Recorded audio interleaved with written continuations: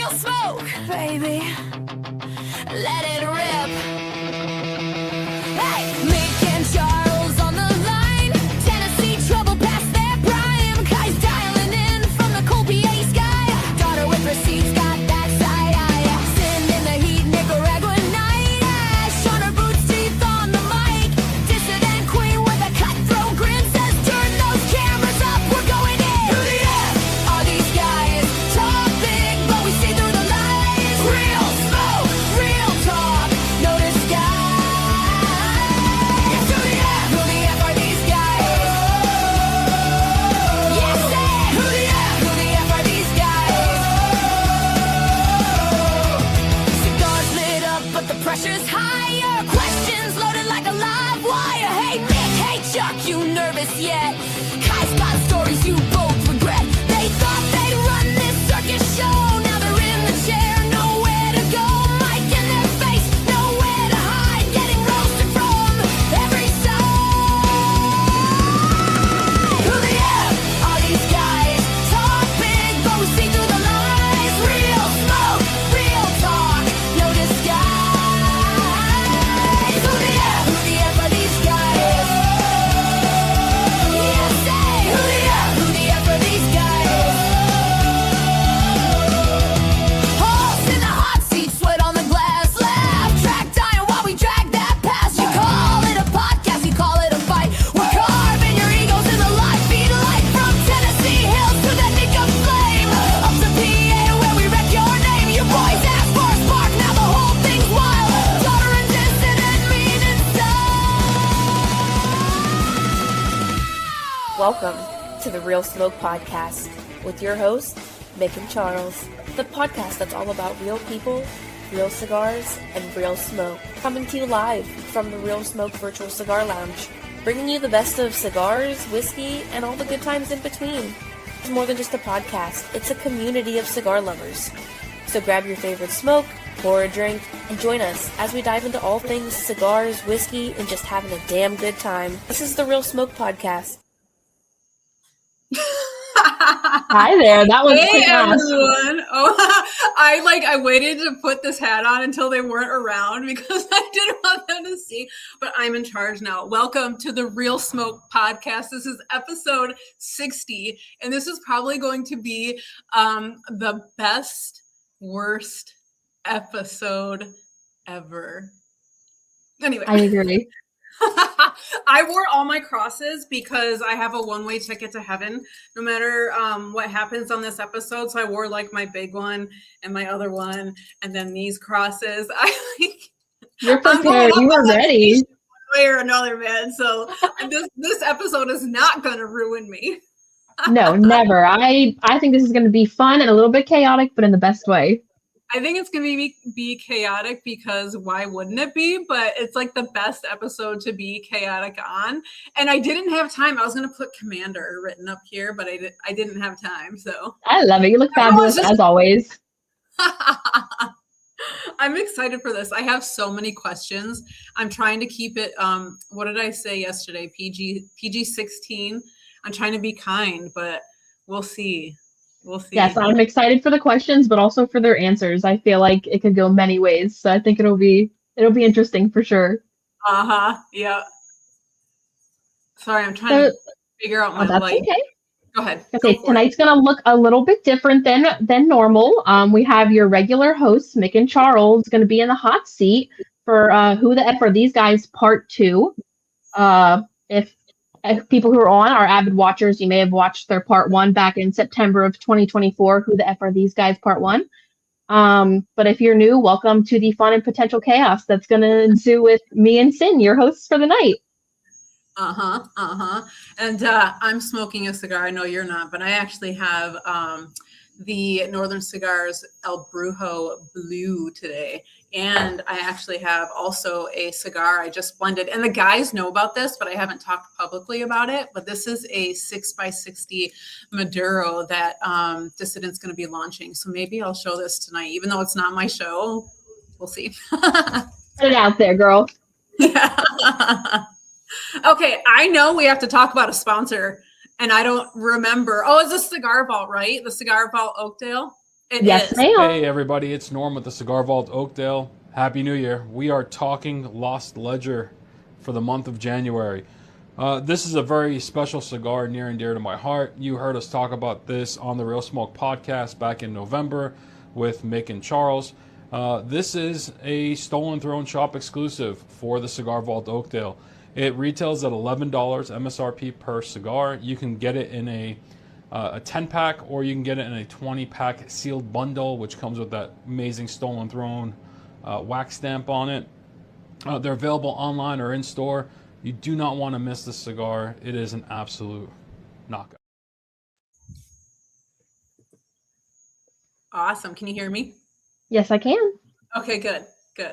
See, I don't know how to work this when I'm a host. Like, it's completely different. Like, everyone just does things for me when I'm the guest. So, like, I don't know. We're gonna wing this thing. But did you know this was funny? I brought popcorn for myself because I know this is going to be worth popcorn. Always get a little snacky in the middle too, so popcorn is just perfect. I'm gonna watch the show and I'm just gonna like eat popcorn and watch the chaos unfold. So here's my popcorn for the night. I love it. So I guess we should maybe introduce ourselves a little bit. I am Ky, also known as Mick's daughter, and the voice you hear at the beginning of each pod. For those who know me, I'm a little quirky and like to have fun. So when the guys brought up me and Cynn kind of co-hosting this episode and putting them in the hot seat, we were a little nervous, but also extremely excited. So I'm excited to see what these segments bring. Yeah, it's gonna be a lot of fun. I'm Cynn Coburn. For those of you that don't know, I own Dissident Cigars and a lot of things in the development, but I'll just say Dissident Cigars for now. I am the owner. So how do you feel about hosting tonight, girl? Pretty good. Now that we have everything figured out, like Nicaragua is a whole other animal. I swear. I bet. There's something different all the time here. Just the other day, like 2-3 days ago, we had a vulture fly over our house and it dropped a whole like dead animal. Like, oh my gosh. Right next to our dining room table. And we're just like, what was that? And we ran over there. It was gross. It was so gross. So I'm like, oh my gosh, only in Nicaragua will we have something like that, you know? And thankfully, like it wasn't stinky or anything, but I'm just like, the stories are endless here. And like, sometimes I'm like, man, do I talk about these stories or do I not? But I have a few with you guys tonight. Like I do have a few Nicaraguan stories that I thought about. I love it. I love the stories. That's always one of my favorite parts about like rewatching all of these guys' episodes and stuff. There's just always something funny and random, and it just keeps it interesting. Oh yeah, we're gonna talk about poop because I think because I think that like poop is always funny, and if anybody disagrees, then you might as well just get off the episode right now. Right. Same with farts too. Like no matter how old I get, I will never not laugh at that. Absolutely, I think it's character development. Yeah, like some people take life way too seriously, and I'm like, there is nothing to take that seriously. Like I just go with the flow and laugh about it. I totally agree. Yep. I guess I wanted to also like put in here, I'm just really excited about hosting tonight, even though I'm super nervous. I feel like it's just super cool to have watched my dad, Mick, and Charles as well, just grow with this with the podcast. And I went back and rewatched Who the F Are These Guys Part 1 and kind of just seeing how much they've grown and just their dynamic over the last year. And so it's just been really fun. I think it's awesome too, having you on some of those episodes and your voice and everything. I had no idea it was your voice on here. Like I just learned that. I'm like, oh my gosh, that was so cool. Charles had reached out to me and he said, hey, I want to do this little surprise for your dad. Don't say anything to him, but if I send you this blurb, will you read it and send it back? And then I'm going to create a little something with it, do the intro. And I was like, absolutely. So I tried to do something a little sultry, you know, just brings you in. And when I sent it to him, he's like, oh, this is perfect. And then getting to watch the clip where he surprised my dad with it was honestly so cool and so beautiful, because I've watched him like put his heart into all of his passion over the years, and seeing him do this, I'm so proud. So I'm honored to be a part of it. I love that so much. Well, do we have wasn't there another see this is how this episode's going. We do have another sponsor we gotta talk about, right? We do. So tonight's cigar is brought to you by XIII Knives. Hey guys, this is Robert over at XIII Knives. I want to wish all of you guys a very happy new year. I want to thank everybody who made last year such a kick-ass year. Thank you for believing in the passion that I have for making knives. Thank you for purchasing a knife or a cutter or a cigar accessory from me. Thank you for listening to the Real Smoke podcast. Mick and Charles, you guys have been awesome. I hope next year or this year is everything you need it to be. I hope you guys just continue in the love you have for talking to great people about the product they make, the cigars that they make, or whatever it is. Keep Real Smoke real. Keep 2026 real. Follow your passions and have a great kick-ass year. Yeah. Awesome. Okay, so I think that's what the boys are smoking right now, correct? Correct. Yes. Okay, so they're smoking the XII Cigars peanut butter and jelly. Oh, I've never heard of this one. So the wrapper is Corojo 99 Rosado. Binder, it's a secret. Filler, can't say, stop asking. And price is $13. Moderately priced, that's good. Sounds like an interesting smoke. I'm excited to hear what they have to say about it. It's so funny because being in Nicaragua, I just don't see that many different cigars out there anymore. So I'm reading that as like a question because I've never seen it. It's so interesting. Now I got to find that cigar. And I don't ever if I travel is when I get the chance to get these cigars. So now I'm like, oh, who's got one of these peanut butter and jelly cigars I can somehow get my hands on? You're like tracking them down. That's so cool. Mm-hmm. Yeah, I'm not much into cigars. I've learned more about them through my dad and such, but I just think it's so cool the amount of variety and just how much I love hearing people's reviews about what hints they're getting and notes and flavors. I think that's so interesting. I just love everything behind it. Have you ever tried cigars before? I have not. I have asthma and I know you're not supposed to inhale, but sometimes the smoke can affect me. But I definitely have some my dad has smoked just smell super good. So I think maybe it's something in the future I could potentially dive into a little bit. I want to be there for that. We'll have to plan that. We'll have to schedule that. All right. Should we bring the boys on? Yes. So I guess for tonight, we have me and Cynn are going to put the guys in the hot seat, ask them some questions. We also are swapping out Meanwhile in Memphis for Meanwhile in Nicaragua and Meanwhile in Pennsylvania. And then I guess we're going to end up on a 2 truths and a lie from the guys. So the viewers are going to be getting a little bit of juicy info on them tonight. I feel a little bad because I sprung that one on them, but I was like, ooh, no, 2 truths and a lie is going to be awesome. Yeah. So I feel like we're already asking them so many questions that the hot box was kind of just more questions with it. I feel like the 2 truths and a lie kind of puts a little bit different tone to it. I like it. I totally agree. All right. Awesome. Let's do this. All right. So tonight's guest is brought to you by Destination Cigar Lounge. Step into the world of cigars like never before at Destination Cigar Lounge, home of the exclusive Allegory cigar brand. Whether you're kicking back at Governor's Crossing in Sevierville, Tennessee, or soaking up the rich aroma at Almost Havana in Hurricane, West Virginia, every visit is an adventure.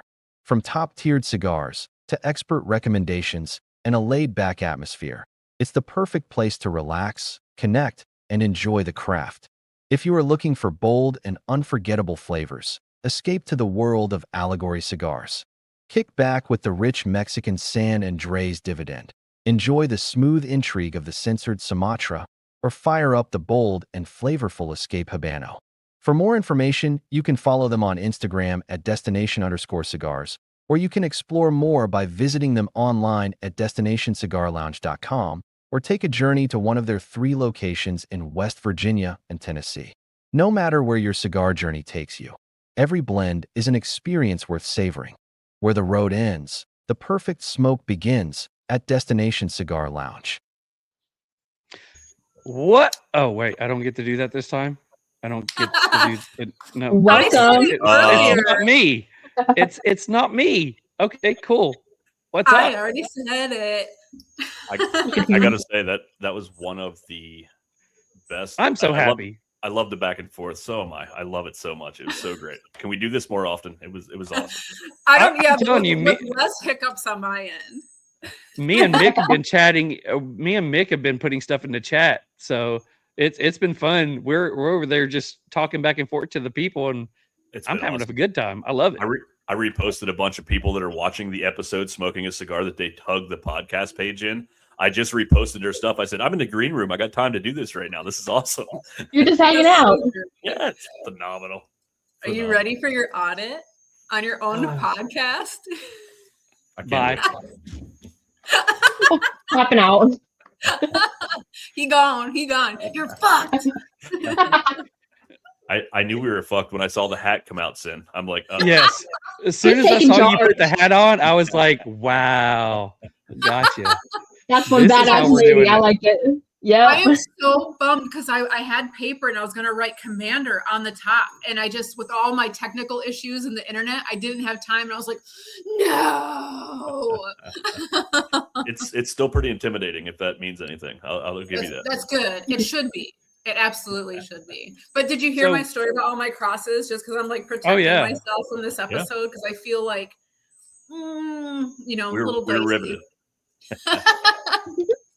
It was kind of like when I usually watch somebody else's podcast. I was just sitting back going, I'm in this. And then when you're talking about, oh, we need to do this, I'm scrambling around going, oh crap, I got to push a button. I was just enjoying the show. I'm like, wait a minute, don't we have something else we have to do right now? I will say this. I know you're the host, but as your guest coming on, do you mind if we hawk a few products real quick? Go for it. All right. Hey, Mick, do you want to talk about the Patreon really quick? Sure, I can talk about the Patreon. So we revamped our Patreon going into 2026. It just went live about 2 weeks ago. It's now only 2-tier memberships. They're right there. You see it. It's the Real Smoke Cut and Light crew. You see the price right there on the screen. You get a sticker pack, a shout out on Instagram, your name on the show credits, members only Discord, which is awesome. Ask guests questions and sneak peek at the guest. So yeah, we let you guys know what's going on ahead of time a little bit. The better deal is $10 a month. That's our inner circle. Everything that we mentioned before, you're entered to win a quarterly prize that me and Charles are going to put out personally. The ability to attend a monthly Zoom herp, which we're actually starting this month. There's only a few members in that price category right now, but we're going to actually get on, bring guests on, do prize giveaways, have a lot of fun with it. And again, the ability to talk with and ask questions to guests. So our options are now cheaper and they're better. So cheaper and better in this economy. I mean, come on. So yeah. So I will say, we talked about leading up into this when we did an IG live that we were coming up with this. So we took everything that we had for all 4 tiers that we were potentially doing last year, and we condensed them down into 2. So I think that's a much better one. Also, this is Mick's birthday month, which next week is Mick's birthday episode. He's turning 75. Wow, that's so young. Congratulations. Looks so good. You look So like you're good. 90. Not a day over 47. Oh yeah. So we were going to do our Cigar Vault cigar packs last month and do kind of a battle between the two. It got kind of pushed back because of a short month. So we're doing it this time. So what it is we have Mick's 5-pack, which you can see the cigars on the screen. You have my 5-pack. You can see the cigars on the stream. The way we're doing this is there are 5 of each of those available. So whichever one by the end of the month has the most sales, the loser on the next episode, well, one of the next episodes, will be enjoying their cigar with a nice bottle of Malort. And if you know anything about Malort, it tastes like dirty socks and underwear. I still have hair on my chest from that. Oh my gosh. It gives me razor burn right here.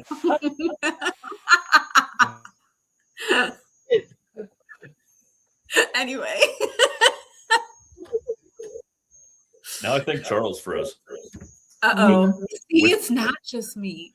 With the look on his face like razor burn? And that's exactly where his face is stuck right now.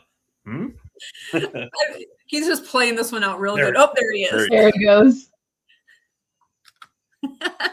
We've all got to have some technical difficulties tonight. It's part of the bit. It is. Oh, yeah. We are having so much fun. So guys, jump on, go check out Cigar Vault. Go again. There's 5 different cigar packs for each one of us. Let's make a contest out of it. Let's have some fun. Just because it's Mick's birthday, don't just buy his, even though he has already bought one of his own. Well, kind of, yeah. But nobody loses, though. Nobody loses because both of our 5 packs are outstanding. You've never drunk great. Malort. There's great going cigars. to be a loser. I have drunk. You've never had Malort? Oh, okay. I have. It's horrible. Oh, okay. Yeah. Yeah. That's like, so anyways, when you drink too much vodka and orange juice and then the next morning you're like puking it up 5 times in a row. That's Malort. Right through the gusser. I would say it's like Jägermeister that like got spoiled and then somebody like crapped in or something. It's really bad. Yeah. I've never had it, and honestly, after this conversation, I'm okay going the rest of my life never trying this. It's punishment. It's really punishment. It sounds like it. All right, so that's all that we have to hawk on your show. So thank you for allowing us to talk about our stuff. By the way, go check out our merch, Waffle House in the shop. Just saying. So that's one of my faves. Since it's Mick's birthday coming up, I want to know, what was your first ever injury and why were you a little bitch about it?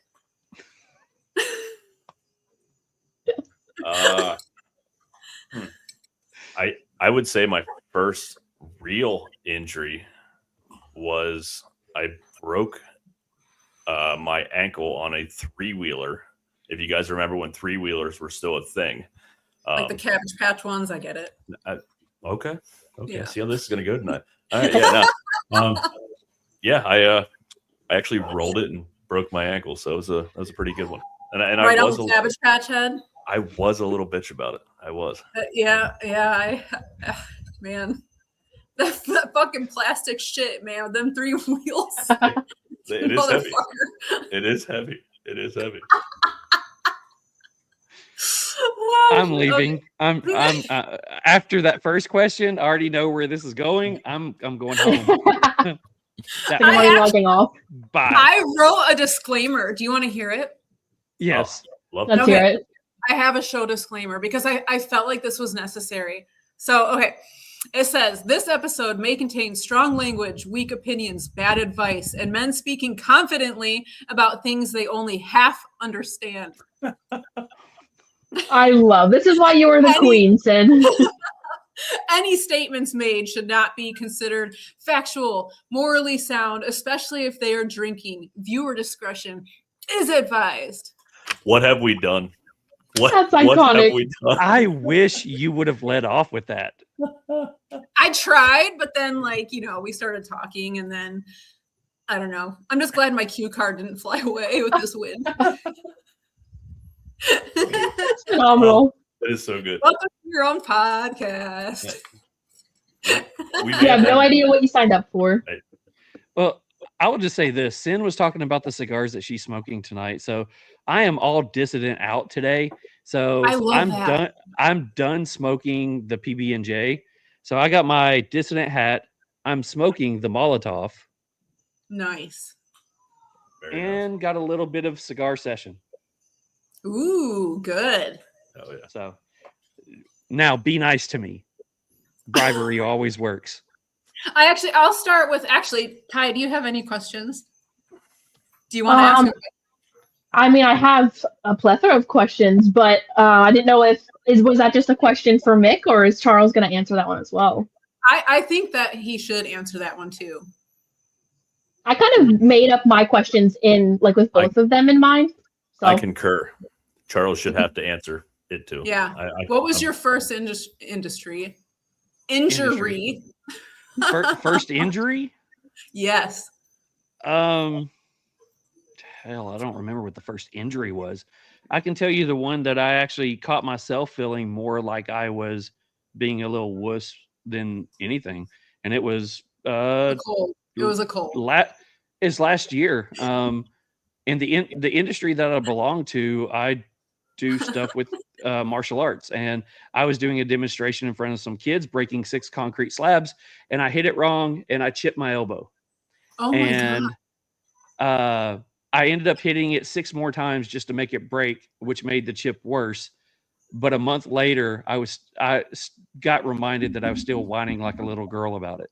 So I don't know. That's pretty significant too. Like That's That's- kind of badass too. that's actually the easiest one that I've had. So that's the Wow. reason somebody was saying I was acting like a little girl. I've never Char- broken a bone. Charles, how about 2 nights ago? John. What about 2 nights ago? I'm afraid. I feel like there's more stories coming. 2 nights ago. I don't remember that's that one. suspenseful. Were there 2 pina coladas involved? Maybe. No. I have no idea. Sticks class. Okay, yeah. Okay. So again, I do some martial arts teaching. So I was training some kids on some escrimas, and this little bitty kid popped me in the knuckle, and I sent John a message right away. And was like, little kid hit my knuckle, immediate bruise, immediate knot on my pinky. It looks like I got 2 knuckles on my hand now. And yeah, I've whined about that for the last couple of days too, because it sucks. Oh, So that does thanks, suck. John. Were you Love an you, only buddy. child? No, I am the 4th child in line. My oldest sister is in her 60s. My youngest brother is 5 years younger than I am. So who was the favorite child and why wasn't it you?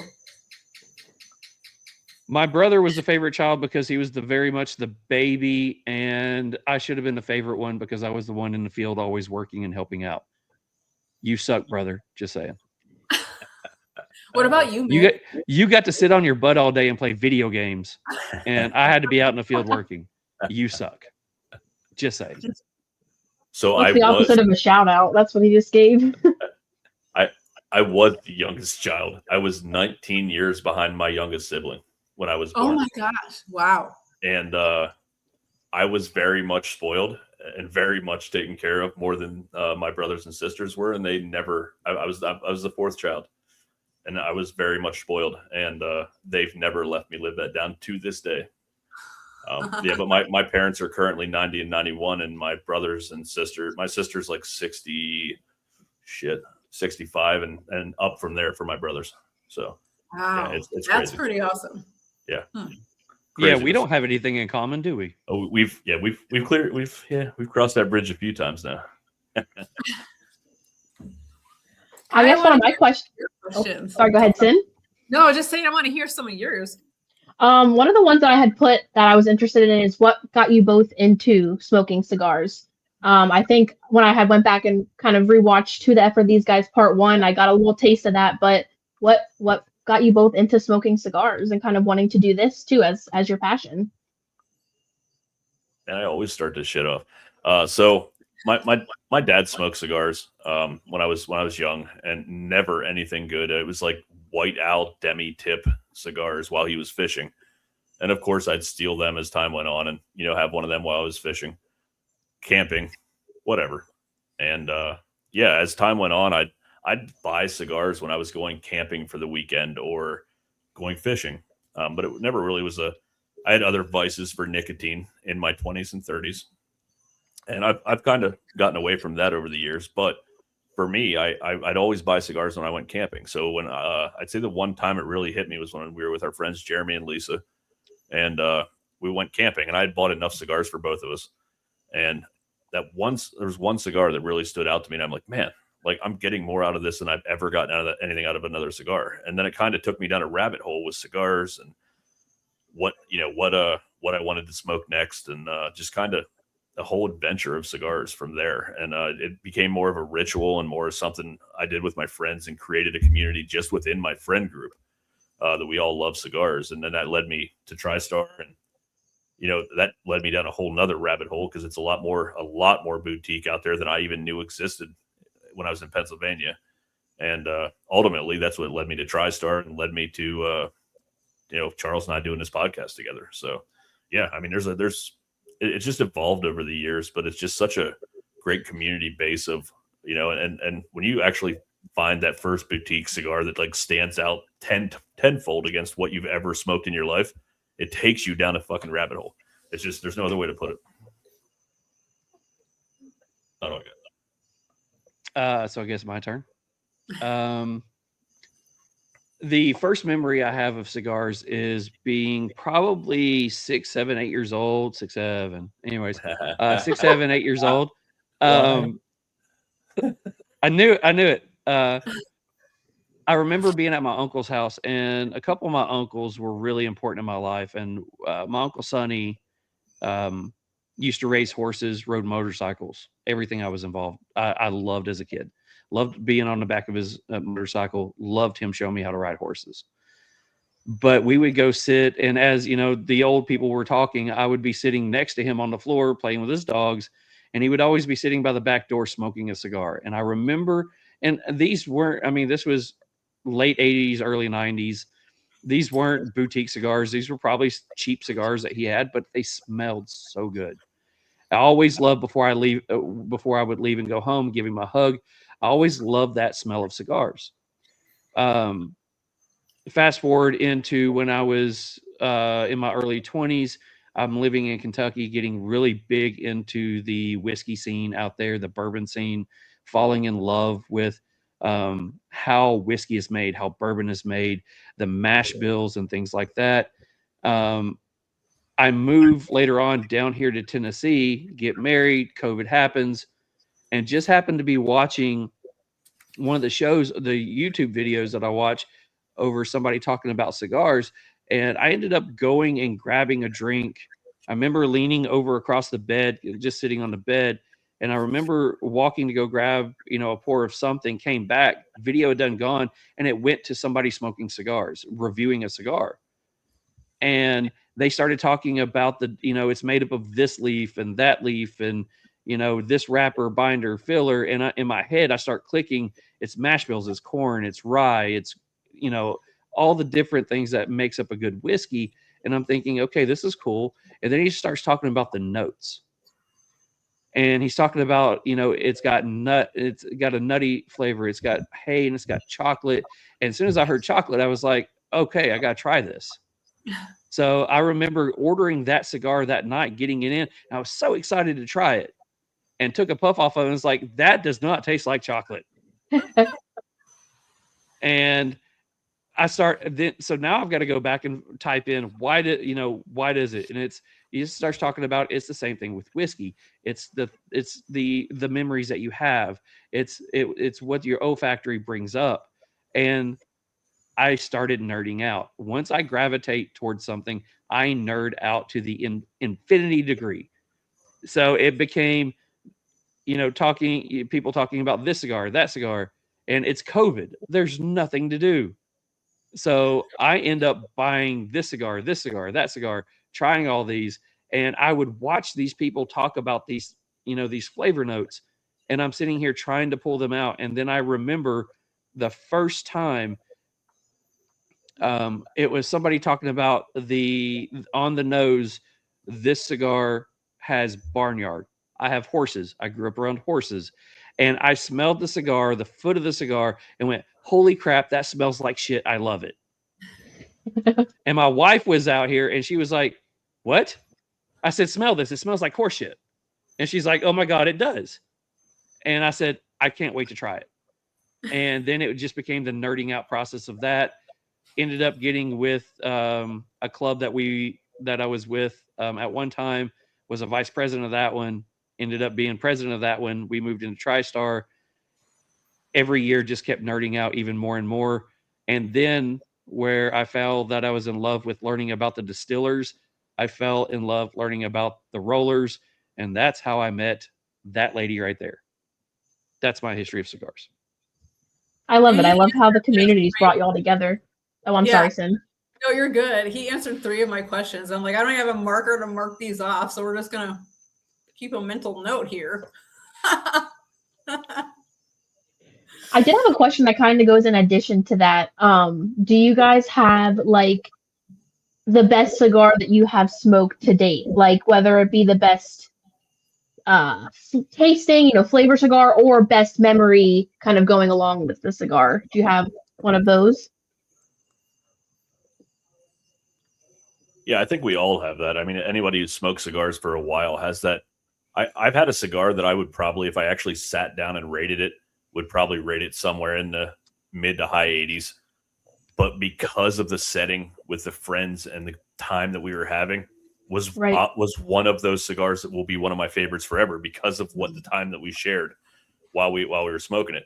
The ones we've reviewed, I mean, I've been very open with it on this show about it. I mean, Northern has some great ones that we've talked about consistently. Red Meat Lovers from Dunbarton and the Brownie Trout from Lure were like my 3 cigars last year that just blew my like. When you smoke as many cigars as we do on a regular basis for this show and with the herfs and with everything, it takes a lot to really surprise us. But like when a cigar does, it stands out, you know, and it will continue standing out to us. That's what happened with those 3 that I just mentioned. But like I mentioned before, there has been times where, like, when we came home last May, Kylie, you'll vouch for this, when it was all of us standing around family and our close friends from back in Pennsylvania that we hadn't seen in a year. And we were smoking good cigars. It was stuff I brought out of my humidor. But is it one I'd rate as one of my top ones ever? Probably not. But in that moment with the people we were with, one of my favorite cigars I had last year. So, I mean, it is somewhat, you know, the company that's what this community is about, is growing that community and just having fun and, you know, the moments you share. And I say that all the time, but yeah, it's absolutely, I think that plays a part in it, but cigars, yes, there are a few that stand out above the rest, in my opinion. Sorry, that was kind of like a double barrel question. So I'm curious more about this show. So you guys, how did you guys decide to start doing this together? And like, was that an easy decision? Drunk on my porch, smoking a cigar, drinking bourbon actually, I don't think I was drinking bourbon. I was probably having tequila. Charles was drinking bourbon, but we were both drunk, and my buddy Dave was on the show, or not on the show. I think we were doing a live, or maybe it was just us hanging out on Instagram or whatever. And I'm like, man, I miss doing a podcast. And Charles is like, yeah, I've thought about it many times. I'm like, bro, we need to do it. And we started talking back and forth, but there was never anything definite. And then we met up for the Western Tennessee TriStar Herf, and we were super drunk there. And I'm like, bro, are we doing this? And he goes, I don't know. And he looks at his wife and goes, am I doing this? And she goes, if you want to. And he goes, I guess we're doing it. And the next week we did Who the F Are These Guys Part 1. So that's where we're at. That's awesome. Miss anything on that? We were seriously just we were at the Smokers Abbey in Memphis, and we were out back. It's 100 and whatever degrees outside. We are dying, not only because it's hot, but we've probably been drinking quite a bit that day. And you know, nothing was ever said. And we just got done winning the game that we had been played, because we decided that we were going to be partners. And I stepped to the end of his truck, and yeah, it was just complete. He bombarded me. Hey, we doing this? I was like, what do you mean? He's like, are we going to do the podcast thing? I was like, I don't know. And, you know, it's one of those things where if I'm going to do something that I know it's going to take a lot of my time, the first person I'm going to talk with is my wife. And I've already told her about it. And she's over there, and I just look at her and ask her, hey, are we going to do this? She's like, what do you mean? I was like, should I go ahead and do this podcast? And she's like, you know what? Go for it. She had been drinking a little bit too, so I didn't know. I don't think she knew what she was getting involved in. But we talked. We literally talked about it about 30 seconds. Got home. I finally got back home, and we just started blowing each other's phone up. And it was, let's do this idea. What kind of idea do you have? What would you like the show to be about? And I always said if I did a podcast, I knew exactly what I wanted the show to be about. And that's what we have. Nice. So now that you guys have like settled in and you guys have done this for a while, who is always the least prepared?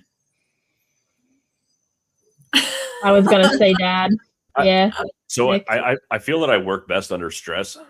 So I like to put a little pressure on myself. I usually wait till Wednesday to start doing most of my notes and my research and my notes and everything. Charles is weeks ahead on everything. I mean, everything. And I will say this, and this is not me just kissing his ass because we're on a show together. I tell him this all the time. Like, he is the most prepared person. And I work hard at everything I do in life. Like, I refuse to fail. Like, it's what's got me where got me in my career. and it's helped me with everything in life. I refuse to fail. This fucker is weeks ahead on everything, and it makes me feel like I'm lazy so many times, and I hate it. But he is so good at what he does. So I couldn't have picked a better partner. That's awesome. I love that. So what were you guys before the podcast? Like, do you still have daytime jobs? I'm assuming yes for both of you. Okay. So who were you prior to the podcast? And like, also, what was your worst job you've ever had? I'm really curious about this. So I will jump into this one and say we probably should have kind of got into it beforehand. But one of the areas that we really don't go into is what our current job is. Oh, okay. We'll throw some hints out there, but we don't usually want to go into talking about it because it's two different lives that we kind of stay away from. But if you want to go into worst job, Male stripper. That'd be a best job. Never mind. That was actually my favorite job.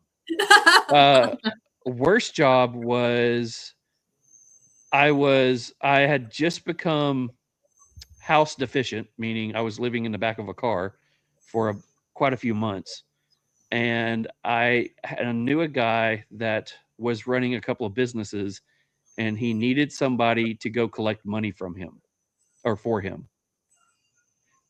So if you read between the lines, I went and collected money for this guy. That was the worst job I had because as somebody who doesn't like violence or someone who does not like altercations, I had to live in that atmosphere for a long time. Wow. I bet that was extremely stressful. Mm-hmm. Oh yeah. But it started getting me back to a place where I could get on my feet. Kind of. Yeah. I don't know. For me, I would say probably right out of high school, right out of trade school, I got a degree in plumbing and HVAC, and I went to work for a mechanical contractor. And I know I was right out of school, but I'd also got married pretty much right out of school and had Kylie like less than a year later. And I got this job with a mechanical contractor making like $6 an hour. And this dude's, I know it's a lot of companies, but I was making minimum wage, literally installing new plumbing and HVAC in like mansions. And it's one of those jobs where I know I was young and you got to earn your keep. But man, it was one of those that I hated so bad because I'm making this dude bank and I'm not making a penny. And it was so, especially when you have a young family. So I'd say it was probably my worst. I mean, I've had some other kind of crappy ones along the way to my career where I'm at now, but that's probably my worst one just because it weighed on me so heavy that I wasn't providing for my family after getting a degree and, working my ass off. So that was tough. I think it's so like, I was going to say in terms of that, like it's definitely looking at working as, working to live, not living to work. And I think sometimes people have a hard time distinguishing the two, but there's definitely been positions where where the job is absolute garbage, but you're making your way and then eventually working your way where you need to be. It's all part of the journey.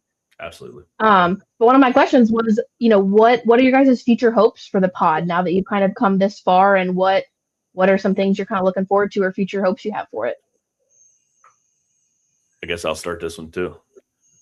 I will say that we started this off saying that if we ever, we both say that we're happy if we have 100 loyal followers and we have fun along the way and we get to smoke great cigars and Charles and I get to hang out every week and have great guests and learn something new every week, we'd be happy.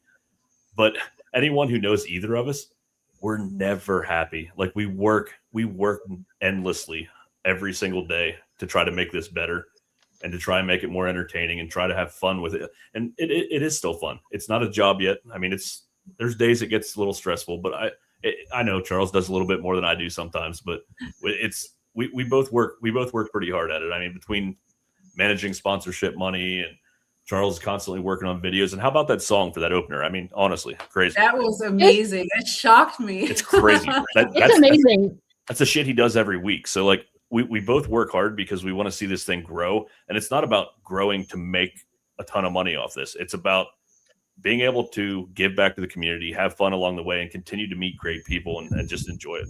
To me. Yeah. So And I definitely know that you both, when you have these passions, you kind of put your everything into it. And I think it's been really cool. Really cool seeing that. And also just always blown away by everything Charles can do in the background with the graphics and everything. I'm always impressed by you guys. Stupid. Yeah. I think if y'all it are starts so feeling like a sweet. job, then you should probably quit because it should always be some sort of fun, in my opinion. Because you already, like, everybody already has enough stress going on in their lives. So, Yeah. Right. but I'm curious, like, now that all of us are older, what is the best advice you would give your younger self now that you've been through so much life? I love that. Go ahead, Charles. I've been taking shit here. The best advice I would give my younger self. Don't be complacent. Keep learning. There's a lot of things, especially a lot of things going on right now that I'm realizing I should have learned when it comes to business. And I'm just learning it now after way too long of not knowing it. Don't just sit there and just think everything's going to be okay. Make sure that you do something about it. Make sure that you go out there and you learn what you need to do. Make sure that you take responsibility for what you don't know and understand, and make sure that you stay on top of the things that you need to be knowing and understanding. So that's what I would tell my younger self. Yeah, it's a tough one to follow. I would honestly just say that don't be complacent at all in life, because I feel that there's times that I've been complacent and I've taken situations for granted. I feel like I had a lot of great times with family when we did live in Pennsylvania. I feel like, but there's times that if you don't live in the moment, you're missing out on a great show. Like I really feel that. And I don't know. I feel like there's been times in my life with whether it be my job or my family or my even this doing great shows with great people. I feel like there's times I'm complacent and not fully taking in how awesome of a moment I'm living in at the moment. So trying to do that tonight. Let's live in the moment. Have fun with it.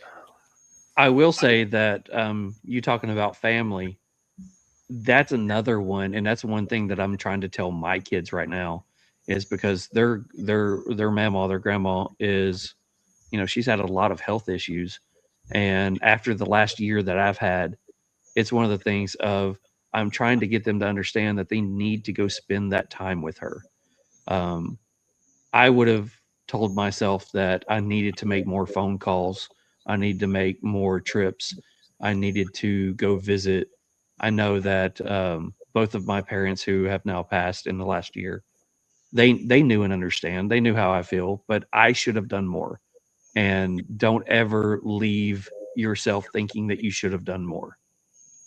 Yeah, 100%. I know with currently my dad's parents being in their 90s, my grandparents, I at least once a week am getting their groceries, doing housework for them, taking to appointments, whatever I can do to help. And there's some weeks where I'm exhausted and I'm like, oh my gosh, I have to go do this again. And then I think to myself, like, how lucky am I to be 26 and to still have both of my grandparents here and to be able to spend that time with them and to, whenever that time comes, say to myself, I did everything I could for them. And so it's about like changing that perspective and looking at it in a different light. I definitely can agree to that. I love it. I can't thank you enough for everything you have done for him. So we won't get into that now, but I thank you so much for that. It's my pleasure to do it, truthfully. That's awesome. So Well, I do. Oh, go ahead. Oh, I was gonna say I had another question, but if you want to go first, go ahead. Go for it, because I was about to rock the boat. Okay, I have another kind of like serious one, and then you rock the boat, girl. So this one I have is, what would you say is the biggest influence, person or event, something that's happened in your life that shaped you into who you are today?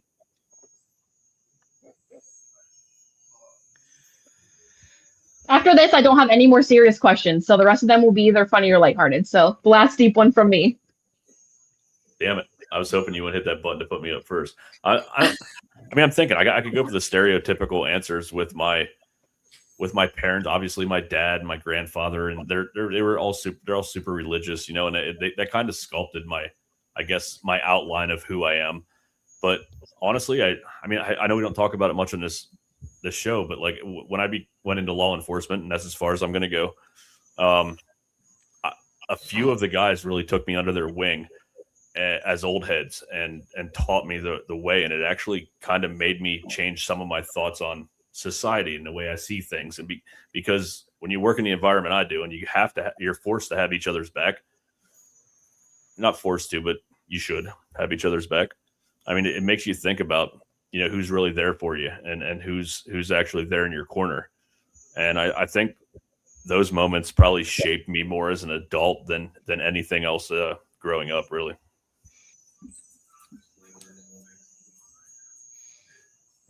Was that too open-ended? That's a hard one. That's what she said. Yeah, I was waiting for 100%. that. So mine would be threefold. Mine would be my grandmother, my Mimi. She was the most religious person that I know, but she was also the glue that held our family together. She was the kindest person. She was the person that if one person walked into her house at 9 o'clock in the morning, she got up and started making breakfast for them. She didn't ask. She just started cooking.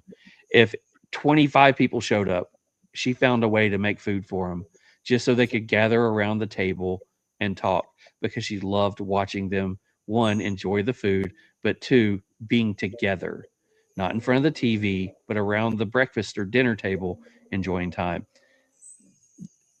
That is something that, looking back, that is something that I've tried to bring into my family.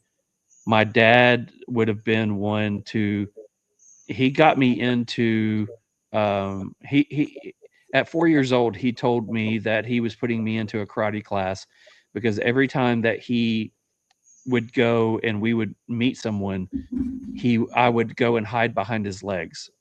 And he said he didn't want any son of his being scared or intimidated and have to hide.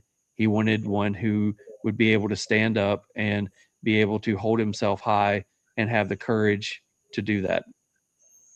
That's what I do for my kids. And last is my mom, because she was always the person that it didn't matter who was saying something that was hard or rough or mean. She was able to look at it and say, basically, they've got more issues than I do. And she was able to let it roll off her back. There's no use in fighting with people you can't argue with somebody who is arguing illogically. So why try? So those three people have pretty much made me the person I am today. Awesome. Nice. I love it. Now I don't know what to do. Like, how do you transition from something so serious into something funny? We do that we literally do that all the time. If you watch some, especially our hot box questions, I will come straight in with something that's deep and serious, and Mick will come with something that involves a gorilla. Yeah. If you know, you know. Well, I want to know what your best drunk purchase has ever been. Or worst.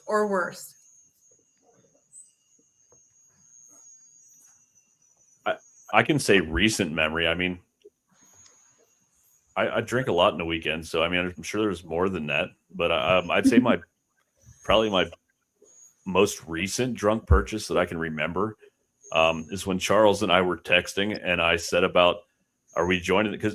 So we had Pete Johnson on at the Wahe, and we kind of begged a little bit to get into Saints and Sinners Club because we've wanted to forever. And when we were talking to him about it, last time I had looked a few years ago, it was like $100 or $150. So he finally sends us the invite, and it's $250. And Charles is like, I don't know. Are we gonna do it? I don't know. And then I got drunk one day and just said, fuck it, and hit send. And then I texted Charles, and he said, fuck it, and hit send. So that recently that was, you're still muted, bud.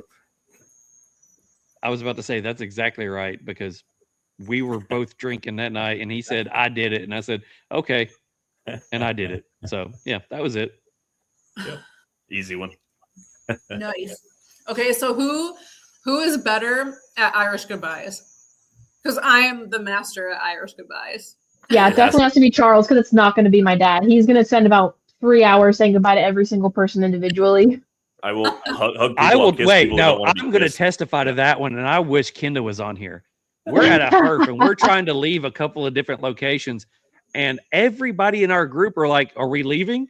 Mick is still saying goodbye for the 15th time. I'm already by the street walking down the sidewalk. I've done peaced out. Nobody knows I've gone. And everybody comes back going, where have you been? I said, I left when we said we were leaving. Exactly. I'm hugging people that don't know me. They're like, who the fuck is this guy? It happens every time. You gotta make your rounds. If I'm drinking, it is, I'm making at least 2. It's going to take a while. Oh, that's awesome. I'm definitely the Irish goodbye person. Like, Josh will talk to everybody.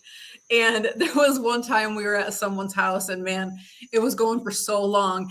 And like, it was nighttime, right? So everything was dark outside of the lights. And so I just like backed up and I just slowly went into the dark. And I didn't turn on my flashlight on my phone. I just kept walking, and I'm like, this is a large farm. Like, it's very jungle, and I'm just like, when can I turn my flashlight on? When can I turn my flashlight? I'm just like shuffling my feet in the dark, trying to make my way back home. Like the Homer Simpson meme where you're backing up into the bush and just gone. Yes. And I think like at first, like, people might be bummed about the Irish goodbyes, but then they learn that's just who you are, and then they just accept it. I'm like, sweet. So now I have an out every time. See, when I start getting to where I'm either tired or I'm realizing there's nothing more that's going to happen, I start talking to people one at a time that's closer to the door. And then when I finally reach the door and that last person's there, they're like, and I'll be like, okay, well, it's been nice talking to you. And next thing I know, I'm already out the door. I'm texting somebody, I'm out here, I'm gone, I'm by the car. That's a smart tactic. The first herp, I actually noticed that the first herp at Smokers Abbey, I know it was like midnight or 1 o'clock and we were all freaking bent at that point, but I noticed that because you had your travel humidor in your hand as you're walking towards the door. I'm like, where's he going? And he's saying, talking to people, and next thing I know, you were gone. So yeah, it was good. I'm the worst at figuring out when to stop a conversation, or like if someone's really deep into a conversation, I really have to go because I got to get to the next place. I'm terrible with that. So I actually have my best friend travel with me a lot because she's my handler, and she'll be the one to pull me away and be like, all right, Cynn, we got to go. And I'm like, oh, thank you. Because I truly enjoy talking to people, but I don't want to be the one to like cut them off and be like, okay, I got to go. I feel bad. So that's awesome. We always use our kids. It'll be one of our things is I will text Jennifer if we're together and say something like time to go. And she will come up to me and say, hey, we need to go check on the kids. They're at home doing whatever. And so that's our way to have to go and check on the kids and have to give them a call. The other one is I will be talking to someone, and the first chance that it gets to where it's that silence, I will go, oh, I need to go catch up with him. I forgot I need to ask him a question. I'll talk to you in a minute, and I'll just go right out the door. That's awesome. I'm notorious for being the person that stays forever to talk to everybody, but I'm very lucky because, I get that from you for sure. My fiance has a hat and it says Irish goodbye expert, and she is the pro at that. So I'm like, hey, get us out of here now. Like, it's never me. I'm going to be there for hours. Phenomenal. No, I can't stand an awkward silence. So if we're having a conversation and it starts getting quiet, I'm finding a way out. There's a reason our shows go 3.5 hours most days, because neither one of us are like awkward silence. We just keep talking. So we're good. We're good. All right. So what do you guys got? Let's go. So I have a really off the wall one, but when I worked a job in college and I had my interview there, I remember they asked me this question, and I just thought it was super fun and really random. But if you had to pick a utensil, a spork, a spoon, fork, or knife to describe yourself, which would you pick and why? Oh. I told you it was random.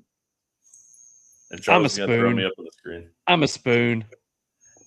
Because it's all like legs for the handle, and then it just goes. So, yeah, I'm a spoon. When they asked me this question, I'm like an Asian soup spoon. It just.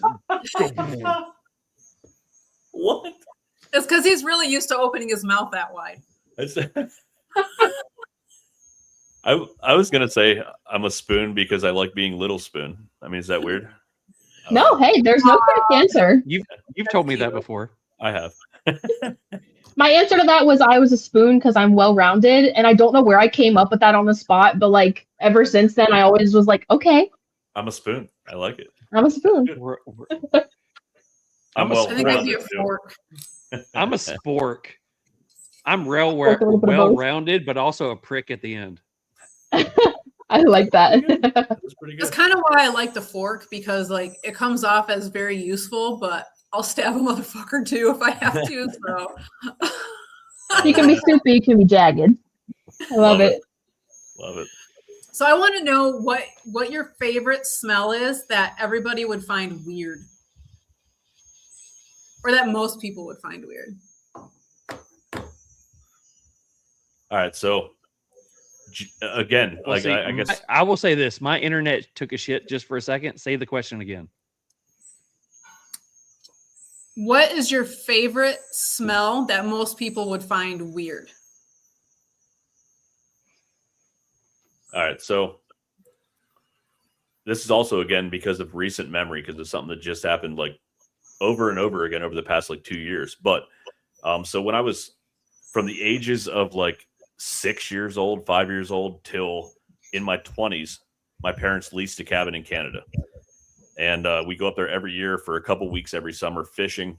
And it was some of the best times of my life, some of the most formidable times of my life. We'd go fishing. I'd spend time with family. We'd water ski. It was amazing. Charles, you're a spatula.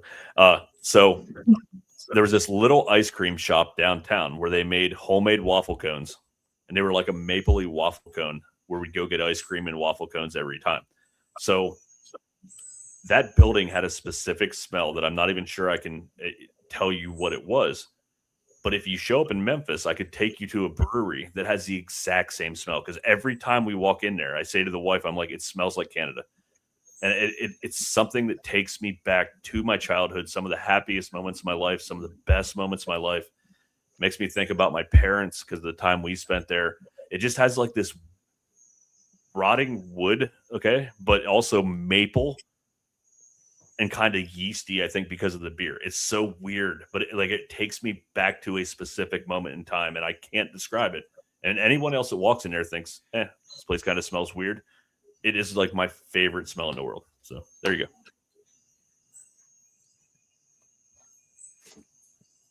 Uh-oh, did he freeze? Oh, no. He'll come back. He did. Watch this. 1, 2. I really hope that worked. I was hoping for you. I like gasoline. I feel like everybody likes gasoline though, but I love the smell of gas.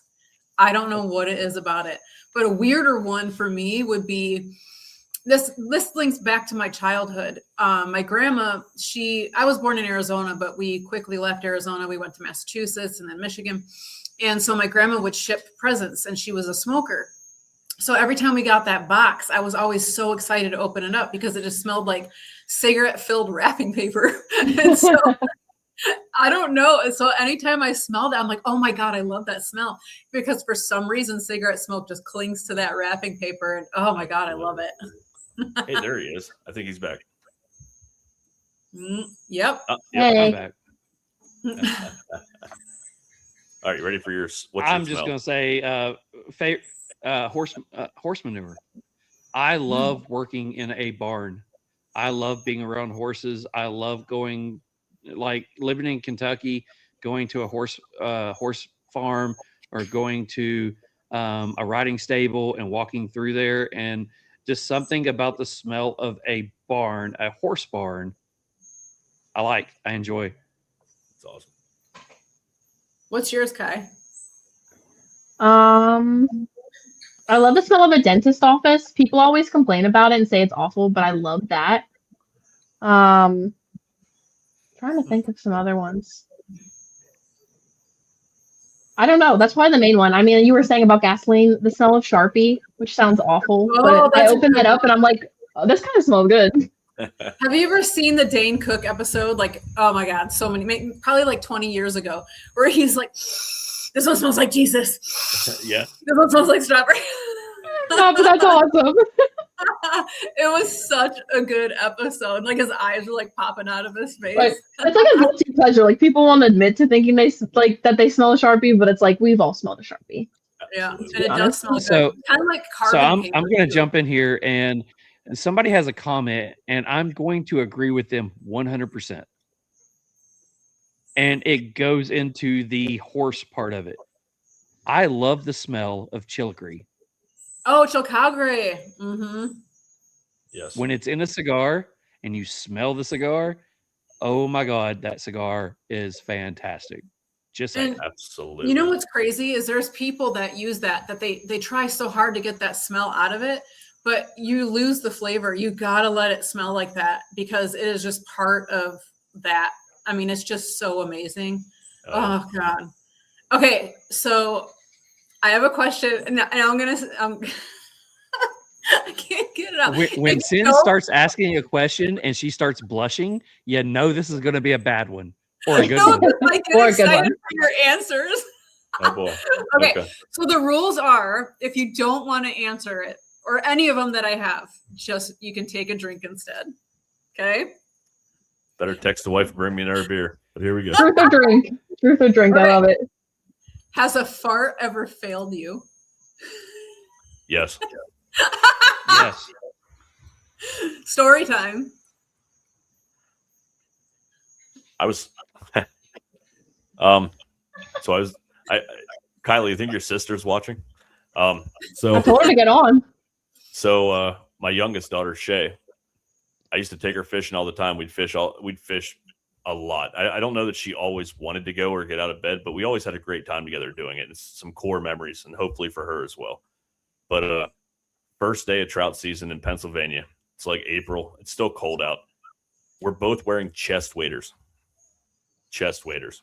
Oh my Lord. Okay. And I was out drinking till probably 2 a.m. with friends the night before, but I made it a point. You know, I told my kids, if we're getting up in the morning to do something, I don't care what you had going on the night before, you're getting up. We're getting up. So I got Shay up at 5 or 6 a.m. We went and had breakfast. I had a little coffee. That coffee started working when I was in the middle of a creek surrounded by about 30 other fishermen. And I'm like, uh-oh. Yeah, it wasn't great. I thought it might just be a little something that would pass. It didn't. And all of a sudden I'm like, huh, that don't feel right. Yeah. I'm like, uh-oh. So I literally ran about 10 yards out of the creek. I had to literally take off chest waders and everything. And I'm leaning up against a tree and there's Amish dudes walking by waving at me as I'm attempting to. I had to rip off my shirt to use as it was the worst start to a day ever. And Shay wanted to crawl into I think she wanted to drown herself in the creek, then keep fishing. But we fished the rest of the day. And it was I was a lot less clothed under my hip waders after that happened. But yeah, it was that was my most probably recent one, but yeah, it was really bad. Really, really bad. Yeah, mine has nothing as famous as that one. Mine was just you've been sick for 3 days, you think you're better, and you find out you're not. Yeah, that's how it always goes around here. I've never actually done it. I've been always close to bathrooms, but I swear to God, every time I go into TJ Maxx, there is something about those lights where I'm like, where's the fucking bathroom? Oh, I've been there. That's Hobby Lobby. Oh, I hope that Every doesn't happen time to Hobby Lobby. Every time I'm in Hobby Lobby. I do have a story. Josh is by. I'm gonna throw him under the bus. So we have this area where we take our dogs, right? To go to the bathroom. Those of you that don't know, our house is actually 2 buildings. And there's a bridge that goes across it on the top, and that bridge goes to our room. So anyway, just through the bridge is where we take our dogs to go to the bathroom. And we're sitting around and we're like, huh, okay, doing our thing. And Josh is just all of a sudden he's like, I just shit myself. And we're like, what? And he's like, I just shit myself. He hauls out. He's got to go all the way up through our bell tower, all the way across the bridge just to get to our fucking bathroom. And so he's gone for 5 minutes. And then I see him just throw his fucking boxers right over the top of the railing. Oh, poor guy. I can't see him because he's shadowed out. So we're gonna act like he's smiling and thinks it's the funniest thing ever. Right.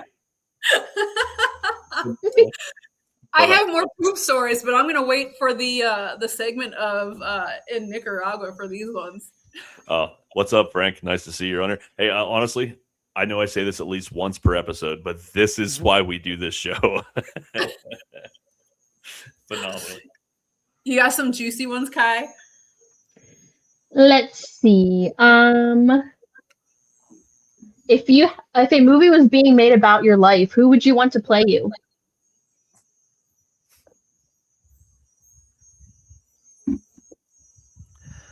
In my early Napoleon years. Dynamite. Okay. I love that. In my early years, I would say probably Steve-O from Jackass because I did a lot of dumb shit. Valid. Now I honestly don't know. I mean, I'm not a big actor guy, so I don't know who to throw out there to say it sound cool. Like I don't really watch. Everybody says about this actor or that actor. I'm like, oh, is that guy? I don't know who it is. So I don't know. But yeah, I feel like with early years for sure. I feel like with your humor, Dad, like Steve Carell could play a good you. I want to see a live adaptation of Napoleon Dynamite where I'm Napoleon and he's Pedro. Vote for Pedro. Yeah. Yeah. I've actually been to that house before. That's right on the, like, I used to live in Utah, and right on the state line into Idaho was that house. And so I went there. Like, it's crazy to see all that. The high school is right down the road. Like, it was pretty neat. I mean, just quoting a line, I've got mad nunchuck skills. You do. I bet you do. Yeah. I actually do. You put tater tots in your pocket too? Sometimes. No. Hey, that goes along with like our conversation we had the other day, Charles. I put crinkle cut fries on mine. We were talking about when our fries like the poop of the potato, and our tater tots, the kids of the potato. What were you guys talking about? I'm a little confused here. Just French fries. Literally French fries. Okay. And then I sent a meme of like this Mr. Potato guy, and he was like pooping out French fries, and I was like, "Oh, that's how they're made." I had no idea. Phenomenal. It keeps getting better. I love it. So, what is something that, no matter when it's brought up or whatever is brought up, what is something that'll always make you laugh?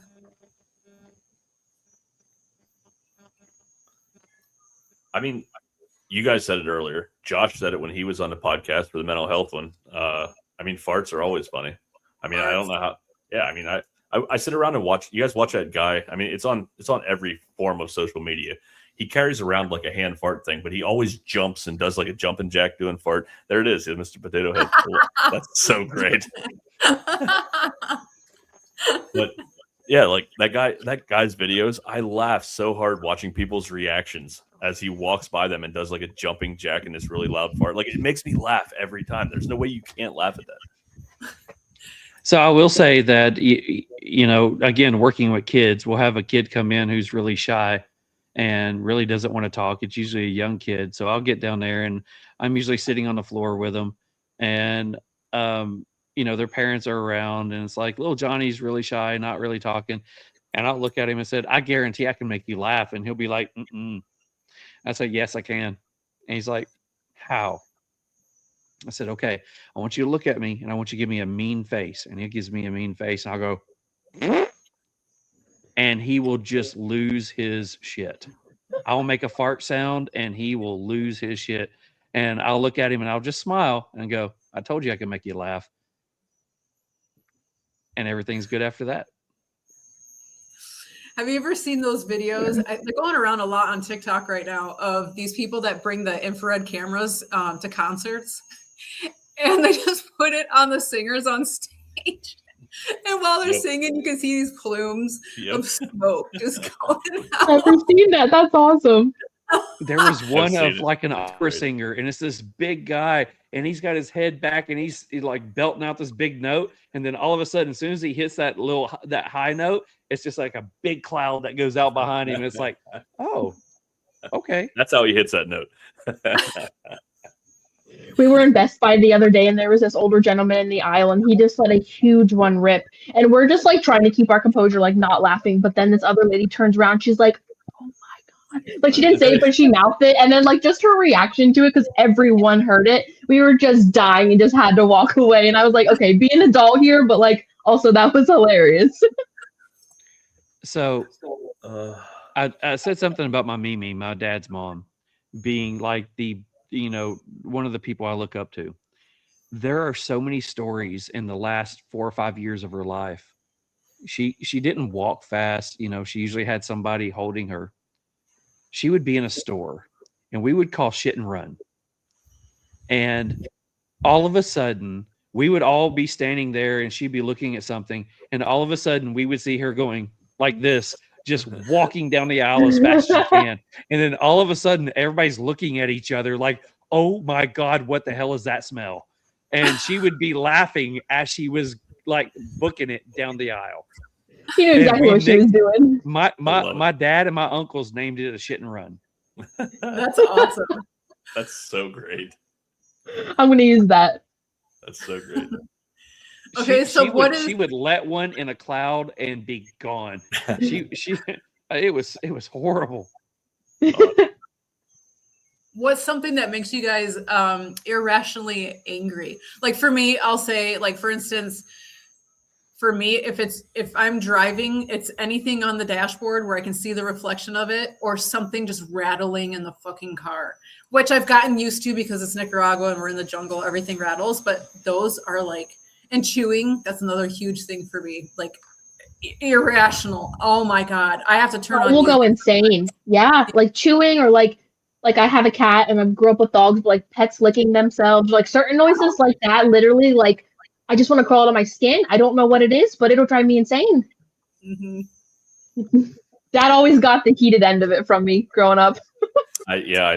I chew a little loud and I snore, and I know that drove her completely. When we shared rooms on family trips, holy shit, she wanted. We went to New Orleans for spring break the one year, and we all shared a hotel room. And I remember I had just got a new smartwatch that tracked my sleep, right?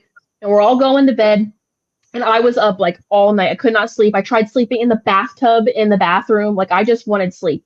The next morning I wake up and I'm like checking my watch. I had 2 hours of sleep logged. I'm like, Dad, how long did you sleep? He goes, I got a solid 9 hours. I'm like, this guy, like snoring, having the best sleep of his life. And I'm over here like dying. I have to wear earplugs at night, so I get it. Yep. Earplugs or earbuds. I'd say my biggest, I have two. Oh, you go ahead, Charles. Go ahead. I'm going to steal yours if you don't. Go ahead. My biggest thing is just rude people who don't have manners. If you're out in public and you're at a store and you can't treat somebody who's working at the store with respect, I don't care if it's a 90-year-old lady or a 16-year-old girl who's trying to do her job. If you can't treat her with respect, it crawls all over me. I will call the person out at the store. Somebody sitting at a dinner table and doesn't, they're smacking, they're reaching across people to grab shit. Yeah, if you just don't have common manners, me and you got issues. A lot of people lack that nowadays, I feel like, too. So that's a good one. Mm-hmm. Mine very much follows that. I was going to say talking on a speakerphone in public, which is super rude. I want to smash that phone out of their effing hand every time. And also, I was going to say about how people drive down here. People that either drive 20 miles under the speed limit, or they pass you on a fucking corner that you can't like there's no in between in Memphis. People are either driving way too slow or way too fast, and they cut you off, and it just drives me nuts. But the speakerphone thing for sure is my top one. I just want to kill people every time. I swear it's always in the airports too. Airports or restaurants. I like down here it's really bad. I have a good one. What is your favorite way to decompress, or like a guilty pleasure that you have? Besides cigars, because I really don't have many other ones. Like if you have a favorite meal, or like music you like to listen to, or like, I don't know. Is Just like a favorite guilty pleasure. I mean, music's always going to be one of mine. I mean, I have so many. I'm all over the place with music. I love, hair bands and hard rock and metal, and I also like some classical every once in a while and some grunge stuff. I'm all over the place with my music. Most of it's rock and occasionally a little bit of country. I've never really liked country, but the old stuff I kind of like because it kind of takes me back. But yeah, music's definitely one. Obviously, cigars. Having a good stiff drink, and honestly, and this. Not just because Kylie's on here, being with family and being with my wife, whoever, just spending time with someone you care about and forgetting about the noise sometimes is no matter what you're doing, whether it's a drink or a cigar or music, just being close to someone you care about. It's definitely my best form of decompression. Mine would be throughout the week. We always like to say that I work a split shift. So I get off at school at 7 something in the morning. I'm at my job at 7:30 in the morning. I do all the normal day stuff up until 2 o'clock, 3 o'clock. And then I actually get into my job about 3 o'clock and I'm going till 8 o'clock. So I'm at my job for 13 hours a day ish. I will end in my job. By the time I leave, I am on level 10 of energy. I am just going absolutely nuts. So I'm exhausted, but yet everything in me is just still clicking. So I will come out here. It doesn't matter what time it is. Sometimes I get off at 9:30, 10 o'clock. I will come out here and I will have a cigar. I've got to have a cigar. I will sit here and then I go into my other guilty pleasure. I like weird shit on TV. So this sounds so bad. I lose man points. One of my favorite shows on TV is Southern Charm. I don't know how I don't know how I got hooked into it. I'm somebody who we go to Charleston a lot. It's based in Charleston. It's a Bravo drama con, and I'm addicted to it. Have been for years. So I will put something like that on, or I'll put something on Netflix, and I'll sit out here for about an hour and a half. I'll have a pour of whiskey, smoke a cigar, go home, go in, go to bed. On the weekend, I will do everything I can to. I'm like the little dog that follows his wife around. I want to spend as much time with her as I can. I don't care if she's cooking, if she's sitting down cleaning. I'm right there with her. Just because I know my weekends, that's all the time I get, because she's up at 3 o'clock in the morning, 4 o'clock in the morning. She goes to work. She's ready for bed before I get home from work. So throughout the week, I don't see her. So my weekend, the thing that calms me down is just spending time with her. Throughout the week, I just go have a cigar. I love that. Me too. Oh yeah. Really good.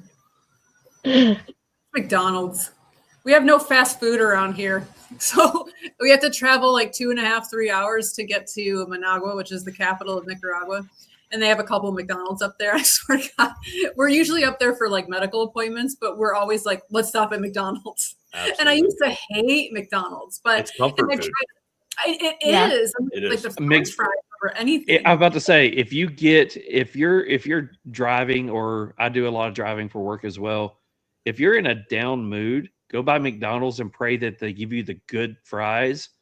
And then you just sit there and drive the rest of your way, and you just go one fry at a time and just enjoy the fry. Oh, they're so good. Their 100%. burgers are so good. Like, what makes them so good? I know they're terrible for you. Crack. They're freaking it's the human great. meat. Human meat. Probably. Yeah. Because how do we have enough cows in the world to supply that? I've read that. Yes. I've read that. It's so weird. I just had this conversation they talk about the amount of hamburgers that all the McDonald's put out. Yep. But where do you ever see enough cows to produce that much hamburger meat? And I've been on a lot of airplanes. I look for that shit. And I'm like, there's nothing. There is nothing down there. Yeah. Hey, that's why it's a guilty pleasure, because I don't need to know what's in it. I'm just going to buy it. I'm going to enjoy it. I'm going to put my favorite TV show on and just rot for a little bit. Like, it's a guilty pleasure. There's no explanation needed behind it. Absolutely. My favorite thing to do is eating it in bed. Like I Yes. love eating Yep. food in bed. And Josh is like, Same. "You got your trash pile going?" I'm like, "I do, thank you." Like, Yep. I Yep. like, That's always me. The worst thing that's ever happened is Uber Eats. It's midnight. You and your wife are laying in bed, and you're like, "I really want a cheeseburger. I don't want to go out and get it." You don't have to. It'll be here in 20 Yep. minutes. We're ordering the bundle box. It'll be here soon. Exactly. Absolutely. Been there, done that. That's awesome. Yeah. We're on the same page. we have similar things here in Nicaragua. Like we don't have Uber Eats, but we have a delivery service, and they basically these guys they put these big square bags on their back, and they ride around on their motos, and you can literally order anything. Like for those of you that don't know, medication here, you just go to a pharmacy and you get your medication. You don't have to have a prescription or anything. So you can literally order a live chicken and something from the pharmacy and some French fries, and then they're like through WhatsApp, and then you get your live chicken and your medication and your French fries, and they write off. Groceries for the week. Check. I need a medium-sized chicken, not a chicken sandwich. I need a medium-sized chicken, some baby oil, some French fries, Okay, Diddy. and maybe some trash bags. Not saying what I'm doing, but I need these things. Question mark. Maybe the suspense. There was one time, Josh. So the mountain we live on is really big. The farm we're on, and it's about 1.5 miles to get from our house down to the gate to the bottom of the mountain. So oftentimes if we see someone on our farm walking, going down to the gate, because many people, they don't have cars, they don't have motorbikes sometimes they just have a horse, this is whatever they can afford. So there was a guy walking down, and he had his bicycle, and it was raining really hard. And so Josh is like, I'm going to give this guy a ride. And the guy had a backpack on. So Josh throws his bike up on the top of our truck, and the guy throws his backpack in our truck, and the fucking backpack's moving. It had a chicken in it. Oh my gosh. And so Josh was like, I felt so bad for the chicken, and I just had to drive him down to the bottom of the mountain with a fucking chicken in his backpack. Wow. So Josh gets home, and Cynn says, "What's going on?" He's like, "Nothing. I threw his bike in the truck and threw his backpack in there." Well, what's wrong with that? His cock was moving. I was waiting for the punchline. I like it. Did you touch it? Yes, and it was big. It was it. Never mind. It bit me. I love it. Okay, so I have another one. Okay. What is a lie you told that worked way too well? I'm rich. I'm just kidding. You're good at coming up with ones that really make you think, Cynn. I like know. that. Yeah. I'll tell you guys my story while you guys think of yours. So Yeah, when I my kids honestly were- can't think of one at all. When my kids were little, I would catch them on lies, and how I would bust them, because I already knew that they were lying, right? I'd be like, "Let me see your ears." And I was like, "If your ears are dirty, I know you're lying." And so they'd be like, "Oh," and they'd show me their ears. I'm like, "Your fucking ears are dirty. You're lying." And they're like, "Oh," and it worked Got 'em. every time. I love that. Okay, so I got one. So I still use it to this day. And it 50% of it's true. But when one of the kids, even though our older ones, do something, when I go to ask them about it, I will look at them with, dad face and go, "You understand, I will never ask you a question I don't already know the answer to. Did you do this?" And then that's when I get them pretty much to confess. Psychological Scare problem. tactic down. Yeah. Yes.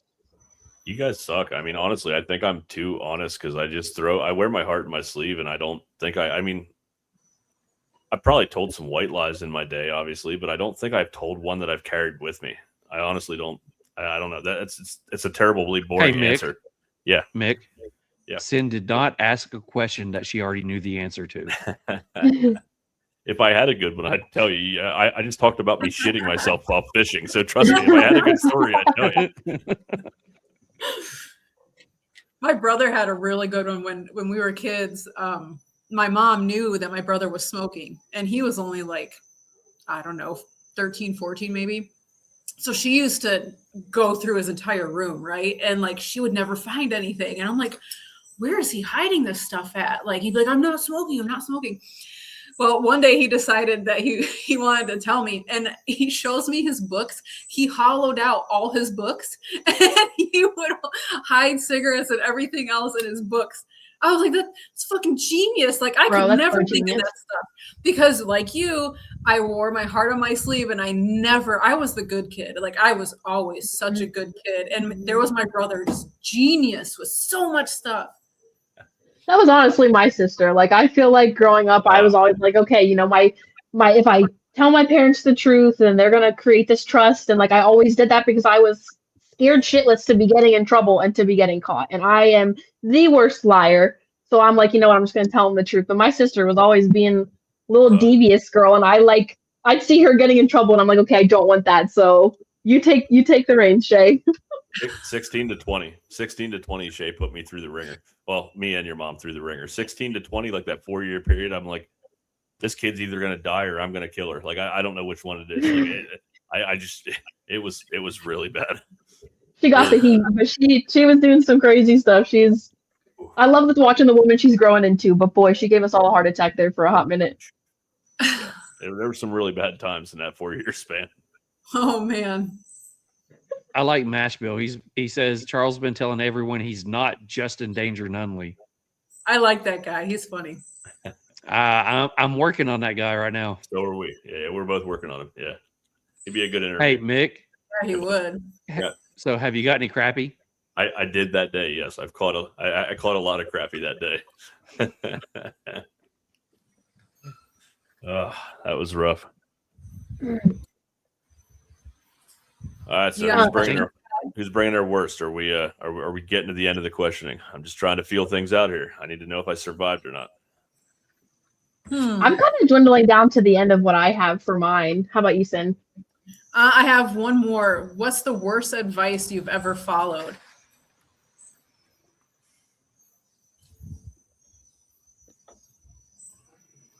Man, you coming with the heat tonight, girl. Damn it. Worst advice.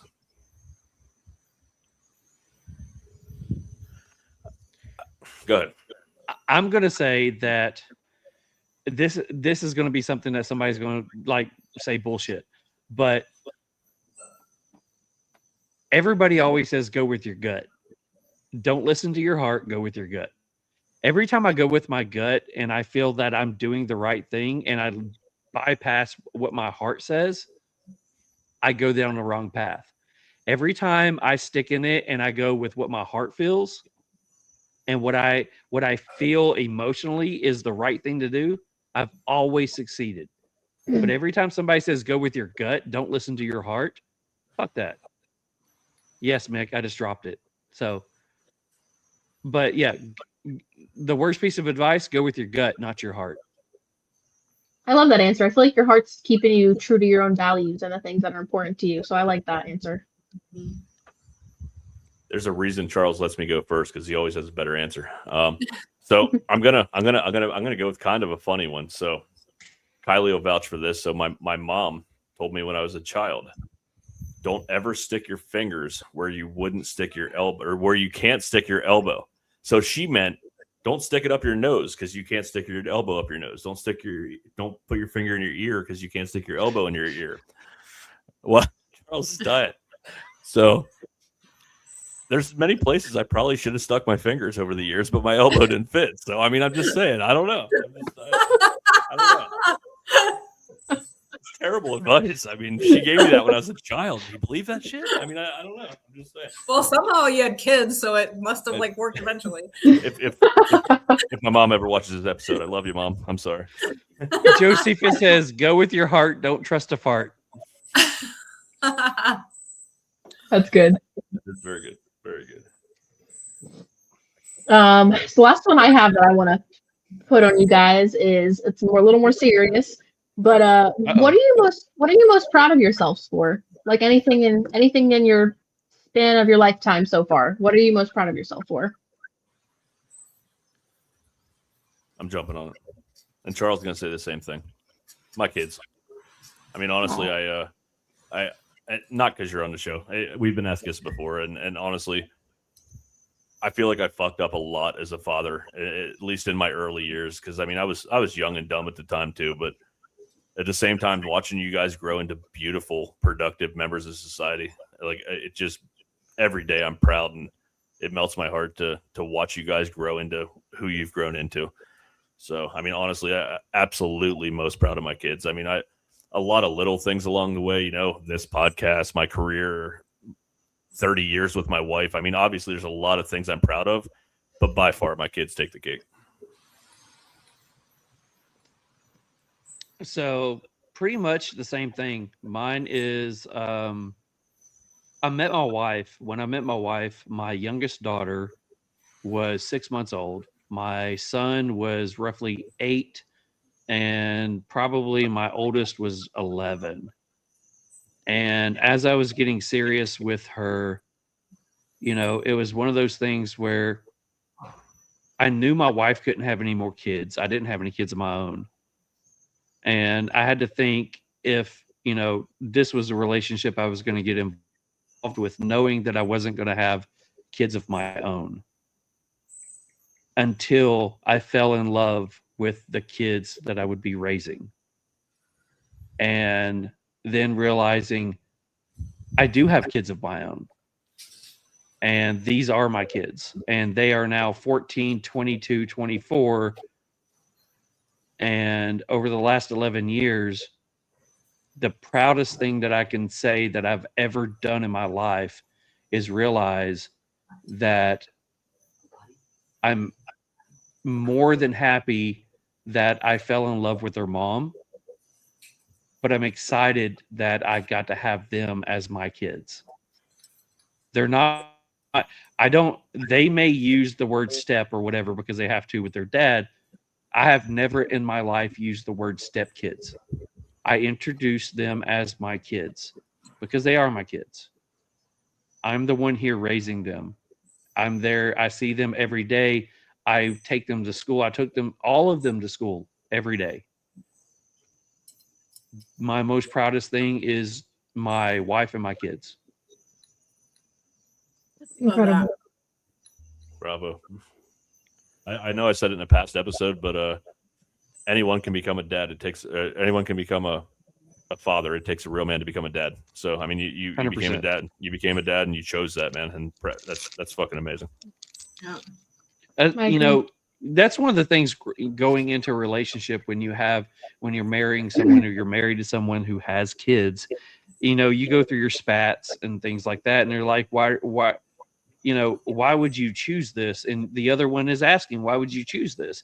And it's the easy factor that I choose this because this is what I want.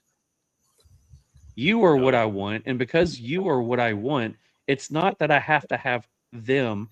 It's I want them. I choose you all, you four, every day. Oh, yeah. And it's an everyday choice. We choose who we're with every day. But I also know that every day, because they have their dad, every day I wake up, not only do I choose to do whatever is best for me, but I choose to do whatever is best for them. And that's what I've always said from day one is it's a choice. I chose you all. And I'm lucky enough that you all keep choosing me. Oh, yeah. So that's what makes me happy. Bravo. That's incredible. I like that. Oh, yeah. Me too. All right, so you guys winding down? Are we ready for some? Where are we heading next? Are we? The next thing would actually be Two Truths and a Lie because it is taking the spot of Hotbox Questions. That's what I assumed. So I don't know if the ladies are ready for that. I don't know if we are ready for that. I don't either. Bring it on, guys. Ready for it. I got my sheet. Well, so Kylie, do you all want to say it, or do you want us to say it? because it's Beard Apothecary. Oh, wait, what? Tonight's Truth or a Lie is brought to you by. Oh, there you go. Tonight's Truth or Lie, 2 truths and a lie, is brought to you by Beard Apothecary. What's up, Real Smoke fam? John here from Beard Apothecary. I'm sitting here in my drum set, my happy place, and trying to get my chops back. It's been a minute. Reflecting. I was about to break into an Iron Maiden song. But no, I digress. We are really thankful for everything that the guys did for us in 2025, and it was a great partnership. Couldn't have been happier with being a sponsor for the show. We're really looking forward to 2026 and some of the things that we're going to be doing. We've got a really cool limited release coming out for Valentine's Day, and then we'll have the long-awaited return of the Irish Goodbye coming out for St. Patrick's Day, with more to follow after that. We're really going to focus on the company, growing the company this year, growing it with you guys, and it's been just wonderful. We're really looking forward to 2026. And as always, like, follow, and share for the fellas. Don't let the beard look weird. Stay metal. Oh yeah. I talked to John quite a bit this week. We actually have a Beard Apothecary $25 gift card to give away tonight, and John and I might be talking about doing a little something special in the future. So we'll keep you posted on that one. So is this a podcast, a scent? It's very possible. That may be in the works. Oh, it is may it be in like the works. Sex and Bad Regrets? Is that sex going to be the name? And mispronunciation. Yes, that Oh, might be the words. just checking. Yeah. So you guys set us up with getting rid of tonight's hot box questions and set them up for 2 truths and a lie. Correct? This is the hardest thing that I've ever had to do. I've never done this, and coming up with this stuff was absolutely insane. I actually wrote this on the way here tonight. I had the index card on my leg, and I'm driving home in the dark trying to write what I think this would be.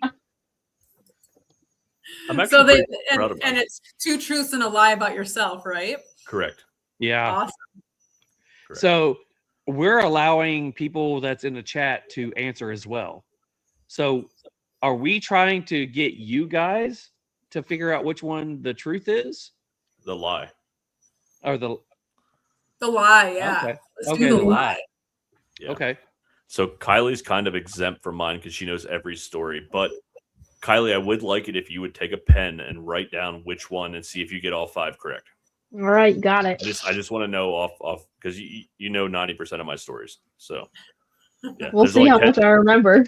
There's only 10 that I've that shielded you from that may hurt you or not hurt you, but break you if you heard some of the stories that I just haven't shared. So none of them are here. So we're good. We're good. Yeah, Cool. Thanks for All right, protecting so- me. we're good. I guess like what we do with hotbox questions, Mick can go first. Anybody in a chat, if you want to go ahead and type in which one you think is a lie, as the ladies kind of guess which one it is, go ahead and put it in there and we'll reveal it. So All right. kind of Num- weirdly scared about this one. All right. Number 1. I once bowled a 300 game. I went skydiving for my 40th birthday. I learned how to water ski when I was 4 years old. Ooh. And Charles, you can guess too, man, because honestly, you don't know all of them. I know we've talked a lot over the past year and a half, but you can guess too, man.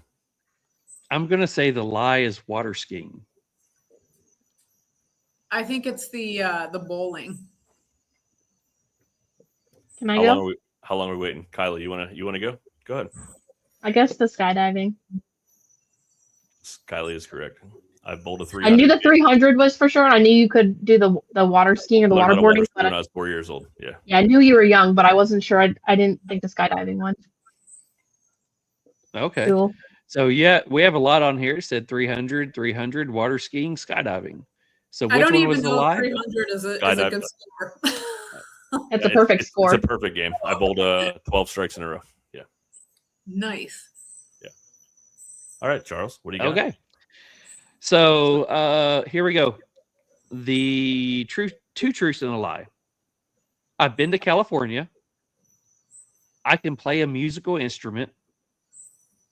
I've broken over 15 bones in my body. See, I went completely backwards. I put 2 lies and a truth. So which one is the truth? Ooh, okay. So figure out which one the truth is. I've been to California. I can play a musical instrument. I've broken over 15 bones in my body. Which one is the truth? I'm going to You say can the play a truth. musical instrument. I was going to say the bones. I was gonna say bones as well. I've broken 21 bones in my body. Oh my gosh. I'm the same as Cynn. I've never broken a bone before, thankfully. Wow. All Oh, right. we got so a lot of, yeah, they're all going bones, bones, bones, bones. Wow. Wow. Okay, cool. All right. Mick. So since I followed instruction, this is also 2 truths and a Yeah, lie. I'm dyslexic. Sorry. We're keeping it interesting. All right. So my second one, I can juggle. I can bend my knee backwards. I can play the guitar. Guitar. I think bend your knee backwards is a lie.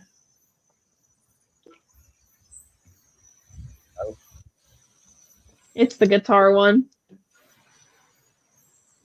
Are you gonna do it on the air? No, I'm just kidding. You need me to bend my knee backwards on the air? Or is it that kind of show? I'm just kidding. What kind of injury caused that? Well, let's say we'll get to this in another one of my true truths or lie. Oh, okay. Let's my next question may play a part in that. So I guess me writing these, this one is there are 2 truths and a lie. So pick the lie. I told you I wrote these as I was trying to drive home to get here. So find the lie. I can cook a full meal from scratch. I've been on TV. I'm allergic to chocolate. Which one is the lie? I'm allergic to chocolate. I'm gonna go with chocolate. You've been on TV. I've been on TV multiple times. I'm not allergic to chocolate.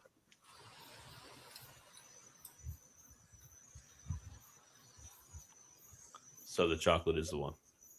Chocolate is the lie. I am not allergic to chocolate. I had to be different. Okay. Oh shit, I'm up. All right. Number 3 for me. I have never broken a bone. I have once found a 1747 Spanish half real in a field. Doctor said I would never walk.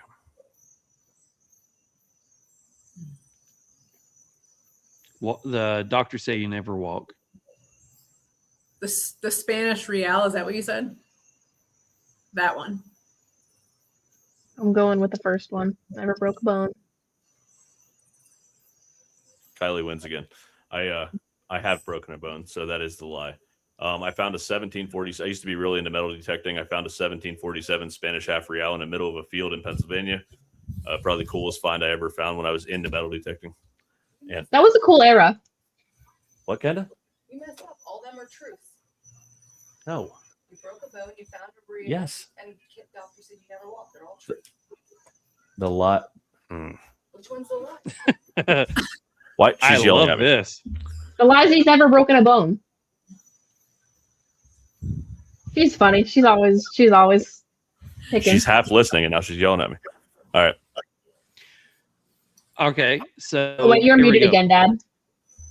Back to Cynn's earlier question. Doctor said I would never walk. I had 20 surgeries on my legs before I was 2 years old. I was born with club feet. My feet were pointed in and backwards when I was born. They took my Achilles out of my legs and they lengthened them on a machine. They said I would never learn to walk. If I did, I'd end up in a wheelchair by the time I was in my mid-teens. I ended up playing 20 years of soccer. Still walk pretty well to this day. I only have like 30% muscle in my right leg and like 50 in my left. But I've always walked and ran and played sports and been pretty effing blessed, if you ask me. That's amazing. Yeah, so doctor said I'd pretty much never walk, and I'm still doing okay. But yeah, Wow. so there's that. That's why I can bend my knee backwards as well. So It's pretty Wow. cool. yeah, I don't know if I could show it on TV, but yeah, no. Ah, fuck. I'm gonna get sick on this one. Oh my gosh! Wow. Yeah, stop doing that one. Ah, You weird ass mofo. oh man. It's always a cool party trick. I made people That's what do she good said. parties. Yeah, it's pretty cool. Yeah. Okay, so find the lie. I enjoy vacuuming. I've been scared by a movie as an adult. I own a pet fish. Vacuuming. I think you do enjoy vacuuming, so I'm finding the lie. I think you do not own a pet fish. I was also going to say the fish, but this is a tough one. I absolutely enjoy vacuuming. There's something that is rewarding about vacuuming. I do not fish. I do not watch scary movies because if it's slightly scary, you will find me beating the shit out of somebody in my sleep. Yes. Makes sense. Makes sense. All right, so I will also say find the lie. That sounded good. I like the sound of that. I got in huge trouble in second grade for mooning girls. I can speak 2 languages fluently. I went to a private Christian school through 8th grade. Language. Because I know you yeah. went to a private Christian school. I'll say language too. Yep. Yeah, Lord Language. knows I can barely speak English, so good call. You guys did good. All right, so find the lie. I love sweets. I'm 100% an introvert. I was awarded an award from the Kentucky State Senate. You don't I'm gonna like go- sweet. Yeah, I'm gonna go sweets as well. Yeah. Yeah. I absolutely hate sweets. I know I your am palate, so I knew that 100% was it. an introvert. I cannot stand being around a group of people. And yes, the Kentucky State Senate I was honored enough that they gave me an award. That's awesome. Wow. Very cool. That's awesome. All right, All right, so Mick, number 5, your My last final- one, or my 9. my final one. I'm afraid of clowns. I just muted myself. Sorry. I'm afraid of clowns. I have not been clean shaven since 16. The Office is my all-time favorite show. Clowns. The Office. I'm going with clean shaven. It's clowns. Really? Oh, wow. It's clowns. I am not afraid of clowns. All right. Sorry. I am afraid of clowns, so I'm not afraid of clowns was the answer. I have not been clean shaven since I was 16. And Oh yeah, that is the truth. I knew that. Yeah. I just messed that up for myself. But and, yeah. and you knew The Office. The Office is my Yeah, I favorite. knew The Office. That was a dead giveaway. Yeah. So All right, so this one is, again, a dyslexic version, so find the truth. I can't handle schedules and changes. I do good with change. I love random facts. Which one is the truth? I absolutely know this one. So go ahead, ladies. I think that you love facts. Actually, it's 2 truths and a lie. I just realized that one. I'm trying to read it. Oh, So okay. which one is the lie? I love random facts. I do good with change, or I can't handle schedules and structure. The change. Which one's the You I don't- lie? was gonna say You don't- change. Absolutely change. Yeah. Like when you're at work, an hour before a podcast is supposed to start, and a sponsor sends you their video, and you have to try to edit it and do it while you're in the middle of work. That sucks. because when Mick sent that to me tonight, my word back to him was fuck. It was. I Yes. hated to even send I it. cannot. but You pulled it off. Yeah. Yeah. I don't do good with change. Well, I changed your what was it originally to the 2 facts and a lie. So sorry about that. No, that's good change. That was done in advance. So that was planned. Yeah, I like that So one. That was gave okay. me That time was to fun. do it. I just couldn't figure out what to do. You did great. Those are really fun. Yeah, I enjoyed it. That was really good. I appreciate that. All right, so do we roll into some meanwhile, or do we? Where do you guys? Where do you ladies want to go? I kind of want to put it back on you with the meanwhile now. Yeah, let's do the Yeah. meanwhile. I'm ready for that. So, All right. So, do both of you have a good meanwhile in Nicaragua and a good meanwhile in Pennsylvania? I have have just the for Pennsylvania. Yeah. Okay. Who's going first? Well, I do have the meanwhile portion of the show is brought to you by Haze Gray Cigars. Well, Look at her go. that's great. Look at her. Go. Look at her Would you go. just look at her? Would you just look at her? Just look at her. All right. Santa doesn't just bring toys. This Christmas, he's delivering a new Haze Grey blend. Exotic, bold, unexpected, and built for those who know a good stick when they light one.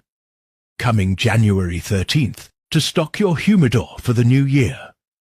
Irmãos du Mar from Haze Grey Cigars, veteran-owned, we got your sticks. So who's going first? Mine are pretty funny. I don't know. Do you want to lead off, Cynn? You can go ahead.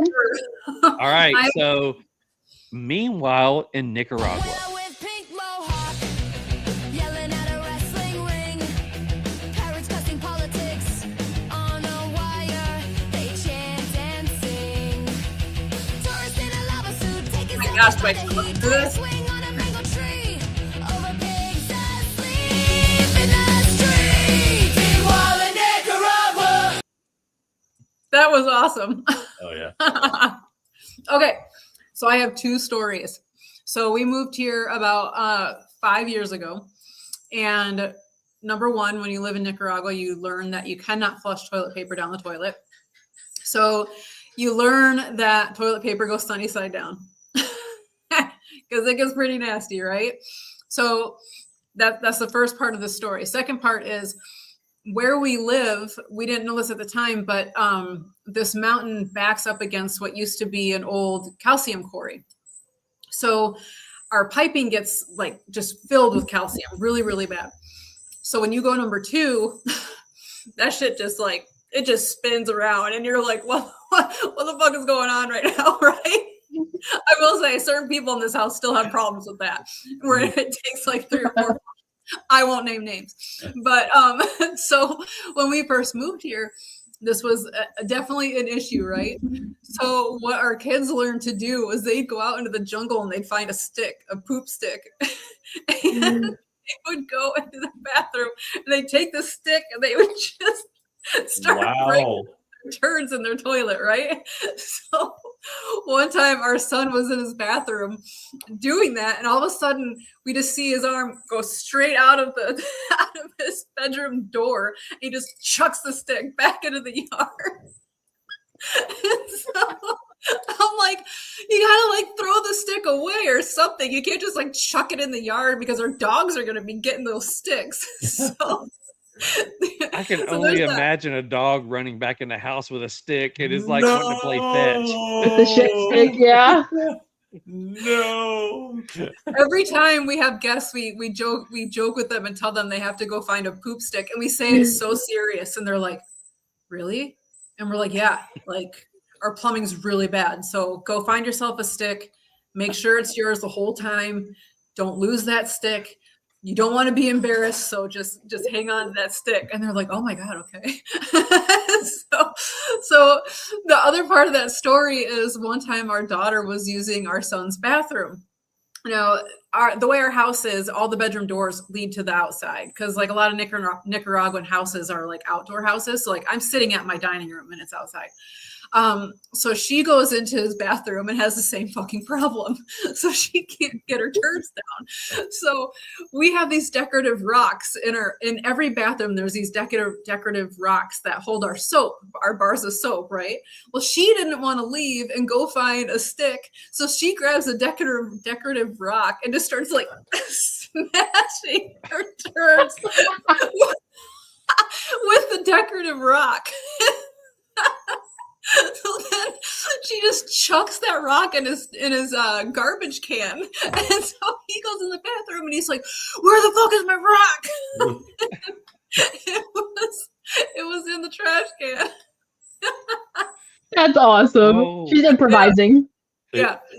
Is that rock still in your house today?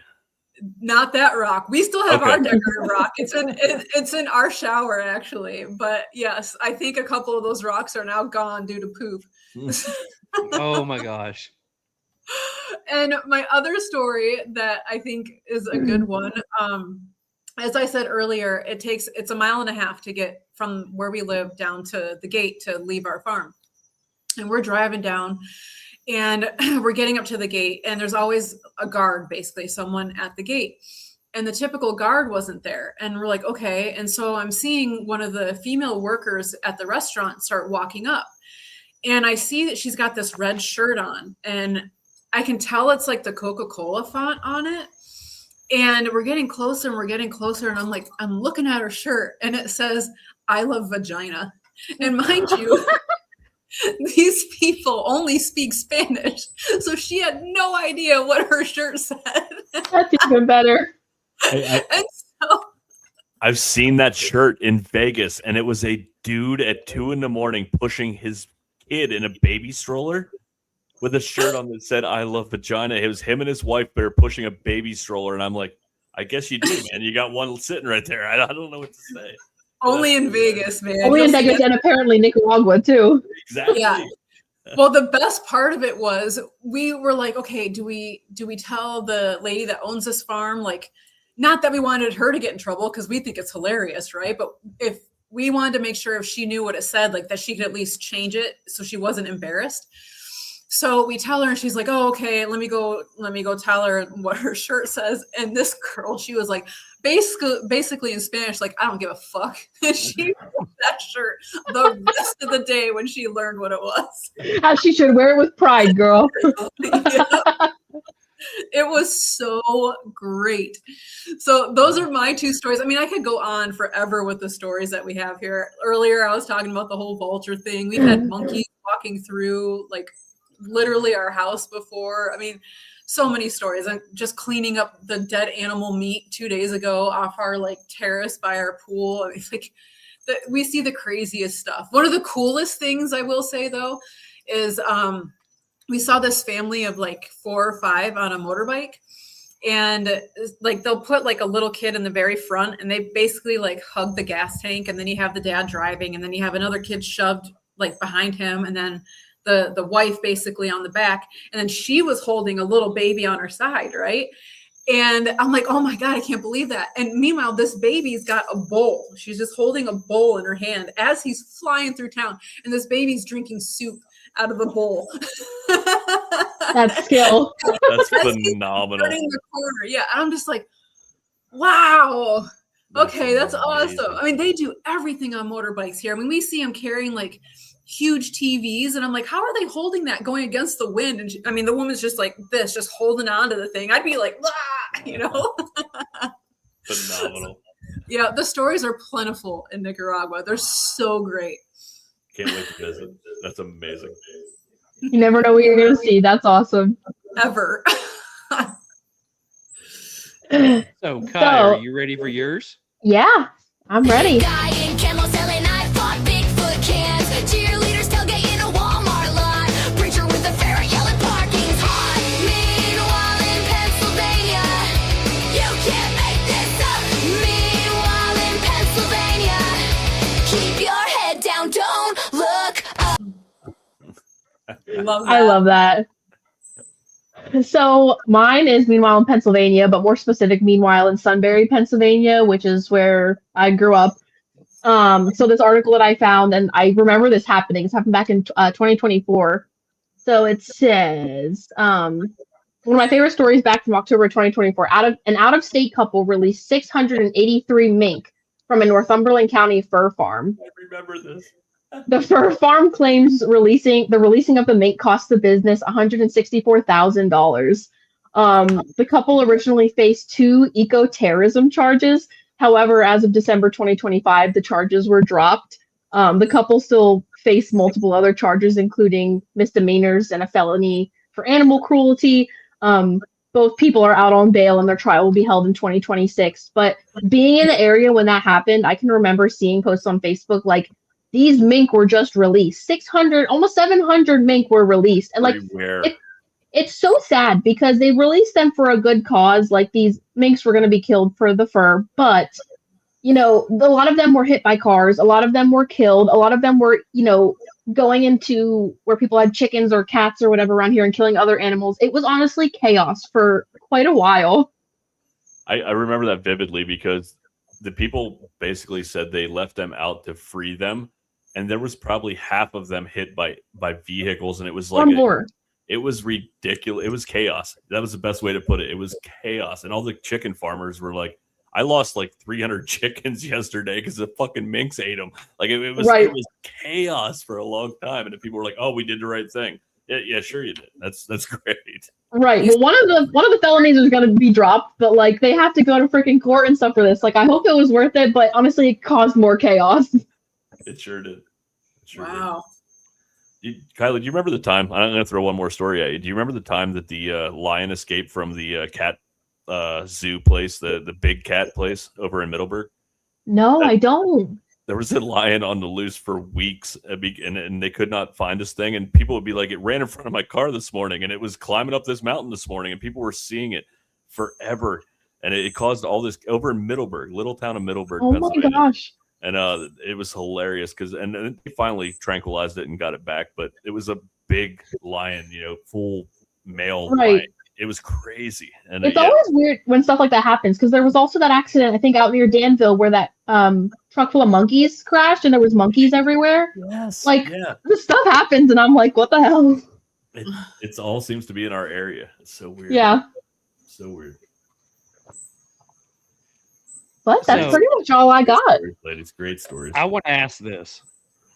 So you guys, we have been planning this for a while. And it was something that, Mick and I was like, how do we start, this new year? Because it's a little bit past our first year of doing a podcast, but it's kind of like the new year.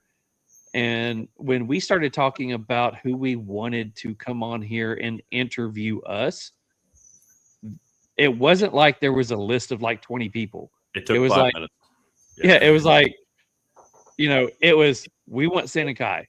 And it was the whole idea of the aspect between you guys bouncing off of each other and doing this. We thought that would be fun. And, Mick's thought was, Ky doesn't do anything like this. So it would be fun to see her in this aspect. And seeing Cynn going into, she's been on multiple podcasts. How would she do hosting one?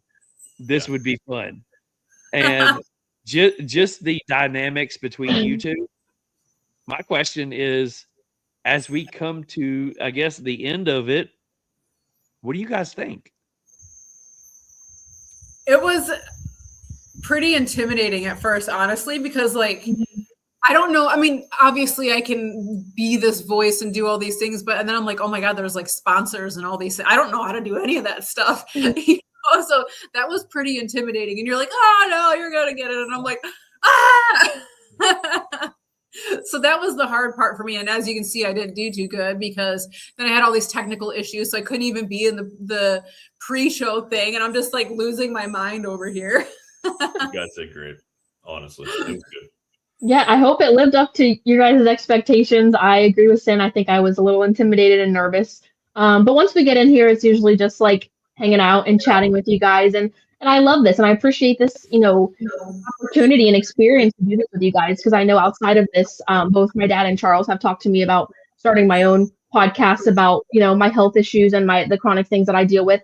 And I've always been super nervous to kind of get that started. And I think this kind of gives me that credibility under my belt to be like, okay, me and Cyn, we did this. And honestly, if I did something like that, I'd love to have you on. If I start my pod, Cyn, I think we could jive really well on there too. But it's been really fun, and I've really enjoyed this.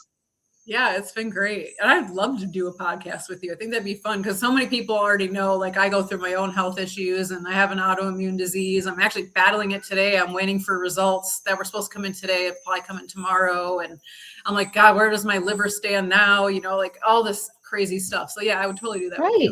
Especially if having an invisible illness, when you look on the outside very healthy and whatnot. I think being able to be that voice for people and having people that can come relate to you, I think that would be really cool.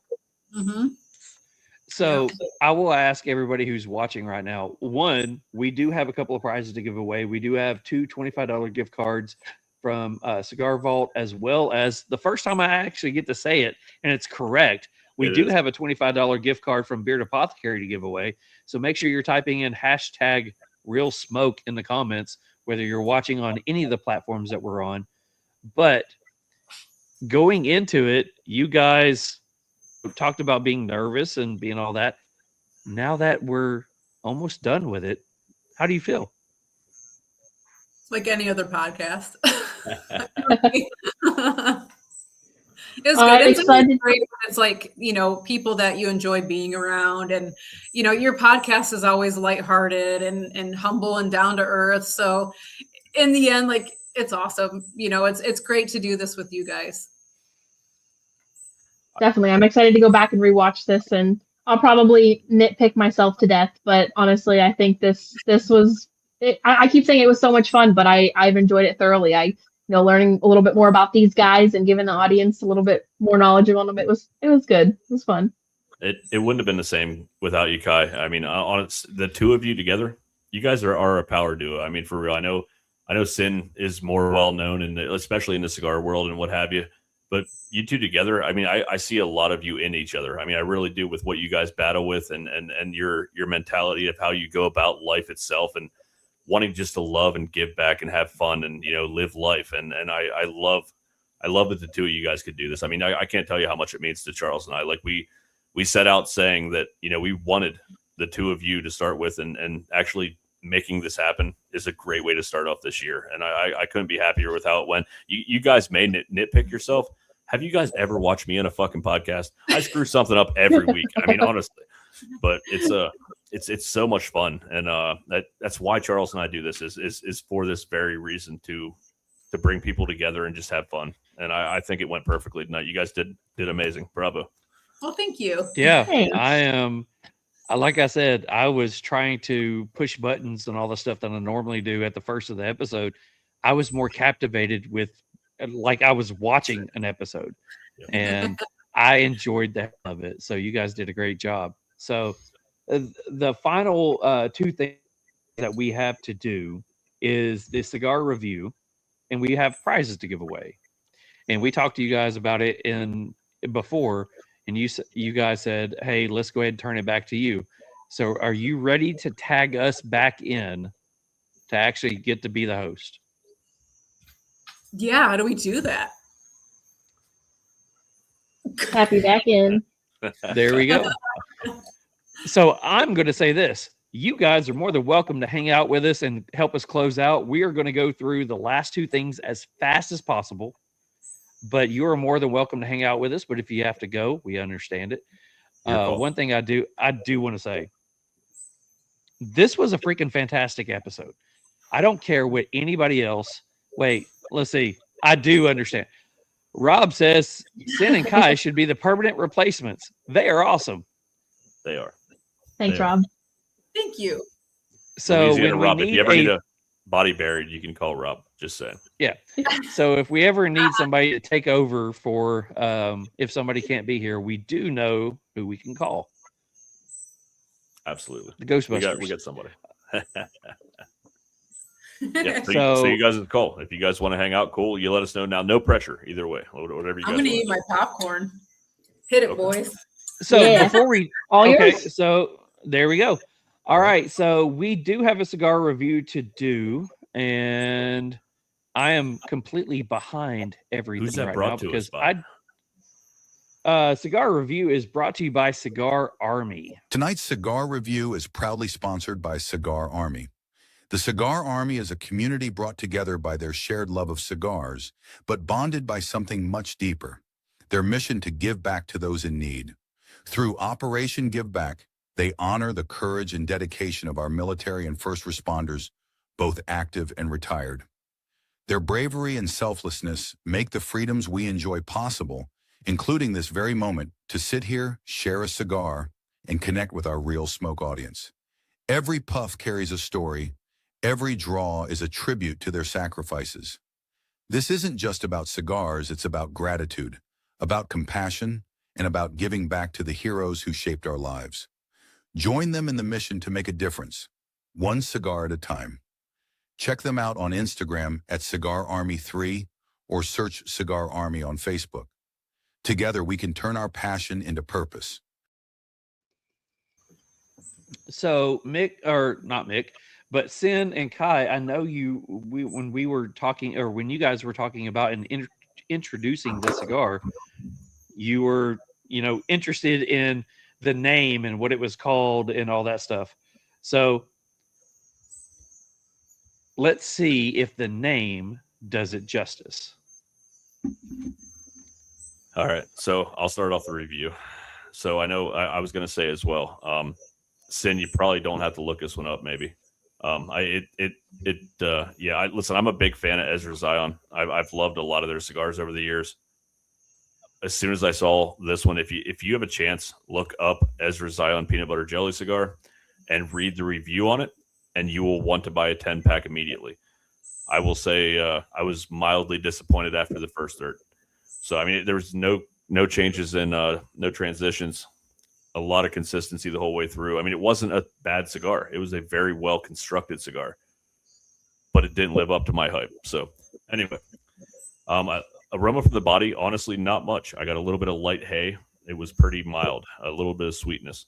Aroma from the foot, I got like a oaky sawdust and a nutty note. Taste from the cold draw, again, I got that nutty note and sawdust.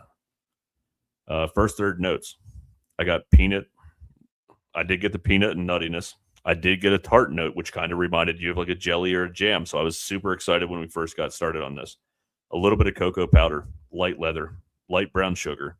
Retro was light black pepper and peanut. Second, third notes, peanut, leather, touch of cocoa, some baking spices. The tart note about halfway through the cigar completely disappeared. It was gone from there on out. Retro was black pepper and nutty. Final third was still nutty. It kind of turned into more of like an almond or a hazelnut. It reminded me of milk chocolate, mild earth, baking spice, leather. Retro was light black pepper, nutty, leather. Final scores: pre-light experience 17 out of 20. Beautiful cigar, perfect wrapper on it. Then it was just awesome. Flavor enjoyment 12 out of 15. Construction characteristics 27 out of 30. Smoke production, final thoughts 28 out of 25. I would say it was a medium plus in strength, 84. 84. All right. So aroma off the body, slight chocolate, sweet tobacco. Aroma off the foot, raisin, sweet tobacco. Taste off the cold draw, more along the lines of like a sweet raisin note. First third notes, earthy, woody, slight cinnamon on the retro. Into the first third. Notes up front are salted peanut, tart grape note that reminds me of a sour craft beer, and a bready note. On the palate, the retro is coffee, dried fruit, bread, baked bread, and peanut. A draw is slightly snug, burn is fantastic, ash is tight, smoke is nice, medium finish. Into the second notes up front are coffee, oak, bready on the retro, coffee, peanut, earth, slight dark chocolate, cinnamon tingle on the sinus. Draw has gotten better. Burn and ash are great. Smoke is thick and full. Medium finish.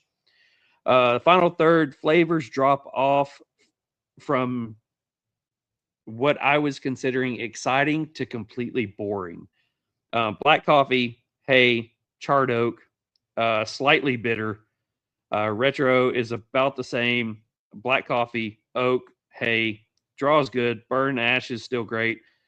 Finishes medium, but it leaves you with a bitter taste on the palate.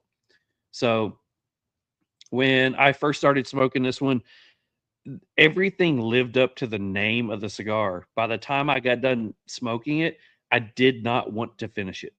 It was something that was just bitter. It was rancid. It was something that was just like, I just don't want this anymore. And I ended up, both that I've tried, by the time I got midway through the final third, I just let it die because I was not happy about it. Pre-light experiences, I gave it an 18 out of 20. Enjoyment, gave it a 12 out of 15. Construction, 9 out of 10. Draw, 9 out of 10. Burn, 9 out of 10. Construction, burn, all that stuff, fantastic. One of the best burning cigars that I've had this year or last year. Smoke production, the texture was good. Overall experience, 15 out of 20. Smoke it again. I would like to try to add it to my rotation to see if some age would do it justice. I gave it an 83. So I gave it an 83, gave it an 84. It lives at an 83.5. So Real Smoke Podcast, if you watched this before, we are doing decimals now. So we do have an 83.5 for this cigar. So yeah, Charles and I talked about it after this one. We usually don't talk about it before the show, but we talked about it the other night, and we're like, man, like it started out awesome, and it wasn't a bad cigar. I would smoke it again, but it's not one that if you sit down to review it and it starts off like that and then dies completely halfway through, it kind of ruins the experience for you. So I mean, if you're just sitting around a campfire enjoying a great cigar, yeah, it's solid, and the construction was immaculate, but just not something I'd buy too regularly again. So it's a cigar to sit and not think about the cigar. Yeah, absolutely. So, the last thing that we have to do is some prizes. Anybody who is in the chat right now, make sure you type in #RealSmoke. We are going to go ahead and give away 3 prizes tonight. Checking, let's see. 28 out of 25. One of us said that one, maybe, probably me. 28 out of 30. Yep, probably. That was probably me. I said 28 out of 20. I had 28 out of 35. Rob, stop listening. Jesus mighty. So new sticker should be Real Smoke Podcast with Cynn and Ky. I can make that happen. I actually love that because I was saying to my dad that I got a Cricut for Christmas, and I'm like, I can make stickers now. Heck So yeah. I'm like, listen, maybe I can craft some stickers up for y'all. Heck yeah. I can start working on some of that. So, all right. So go ahead and type in all that wonderful stuff. Let me go ahead and get everybody moved over. I think we have a sponsor for the prizes too, don't we? We do. So our prizes is brought to you by, who is that one? Brooders. Listen up, Perf heads. If your cutter feels like a toy and your gear's got no soul, it's time to level up. Brooder Cigar Accessories, 100% American-made. Veteran-owned, built like a tank, passed down like a rifle. This ain't mass-produced junk. It's the Heirloom Collection. Precision-built with Grade 5 titanium, magnetic steel blades, magnetic action, and inlay so clean they'll make your humidor blush. Check out the Heirloom Ambassador, a semi-custom raw titanium anodized finished cutter with exotic woods like Purple Heart and Bolivian Rosewood. Or the Heirloom Elite, a fully customizable cutter with Cerakote, abalone, two-tone layouts, every detail dialed in. Each piece is serialized, built with pride, made to outlive you. So if you're tired of plastic cutters and flimsy lighters, go check out Brooders. Hit their website. Get something that matches your smoke game. Brooders, where legacy meets grit. Yeah, go check out Brooders. Awesome cutters. Great stuff. Before we go into this one, I'm going to say this. Have you ever, well, I mean, 3 of us may. Have you ever been enjoying one cigar and the cigar fit everything that you was doing, and you go light up the second one and it's everything that you don't want in a cigar? Yes, I've been there. So Cynn knows, and it's been a topic that we've talked about since she released it. One of my favorite cigars is the Molotov. I started tonight off with the Molotov. That is my cigar that I absolutely love. I'm not saying the brand that I'm smoking now, but every puff is nothing but tar and just straight up bitter nicotine. And I'm over here going, I want a good cigar. I just can't go in and get one. So, hate that. Been there. All right. So, Mick, go ahead and give everybody the rules really quickly of what's about to happen. All right, so nothing has changed since 2025 except for it is a new month. So if you win tonight, you are not eligible for the rest of January for that prize. So, like we said earlier, we're giving away 2 $25 gift certificates to Cigar Vault and 1 $25 gift certificate to Beard Apothecary. So if you win one of those tonight, you cannot win from either of those the rest of January. Also, your name is in there, even if you don't see it scroll through. StreamYard has told us if you have put in hashtag Real Smoke, your name is going to be in the drawing. So, also, I think are we still doing a 5th one? Yes, we are. All right. So, algorithm, it's really weird.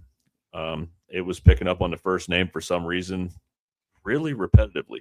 A lot of shows have picked up on this. So, the 5th pick on each draw will be the winner. All right, guys, if you see this on here, it is the episode. It is hashtag Real Smoke, and we do exclude winners even when doing multiple drawings. So you can, even though if your name is picked for 1st, 2nd, 3rd, or 4th, you are still entered in to win later on. So here we go. Remember, we are going to draw 4 times, and then the 5th time is the winner. So here we go. Number 1 is... You have to be live in here to win. Utah Cigar Connect. A new name. I love it. Sorry. Let's go. Yes, it is. Let's Please go be number here. 2. Oh, shit. 5th one. I got excited because it was a new name. 5th one. You got so excited. I got super excited it was a new name. Rob, number 2. Number 3 is... Did I just see Ky Bilger on there? That is so cool. What is you going just saw on? her again. That's awesome. Rob again. That's 2 in a row. All right, so number 3 is... Or 4. This is number 4. Oh, number 4, sorry. Smoking Solstice, and the winning name is going to be... Well, we hope, if they're in here live... Hammer Hour. I am so excited. You are the winner. Before you are a this brand started, new name. I was excited. Hammer Hour. It's Frank. I Go was ahead. excited. I was excited when I saw his name in here. I really hope he's still here because every week he's like, I'm still there waiting for prizes. Please be here, Frank. I'm going to bust your balls hard this weekend if you're not here. Hammer Hour says he is here. So Hammer Hour.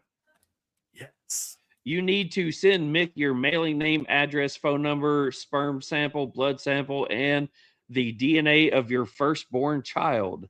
Make sure you get all that information to Mick. I promise ASAP. I won't. I promise I won't toilet paper your house now that I know your address, Frank. Thank you. I appreciate it. All right, so the second one, 5 drawings away. Let's go do this one.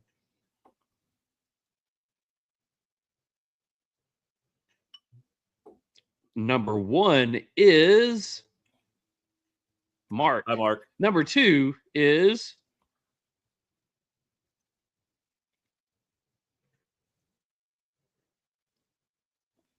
Big Al. Number 3 is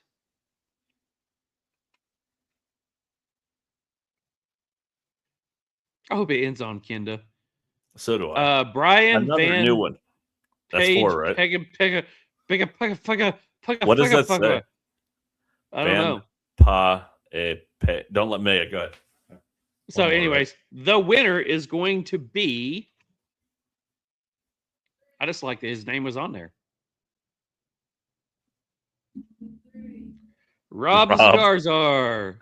Go figure. Rob, are you on here? I guarantee he is on here. You have 30 Mick seconds. Oh, he's here. Gotcha, brother. Congratulations. He's always here. You So can't blame we do consistency. have, oh yeah, we have a $25 gift card for Beard Apothecary for the last one. Once again, 5 draws. If you've already won, you cannot win again for the rest of the month, meaning you can't win now. So number 1 is Stanley. Sorry, Stanley. Number 2 is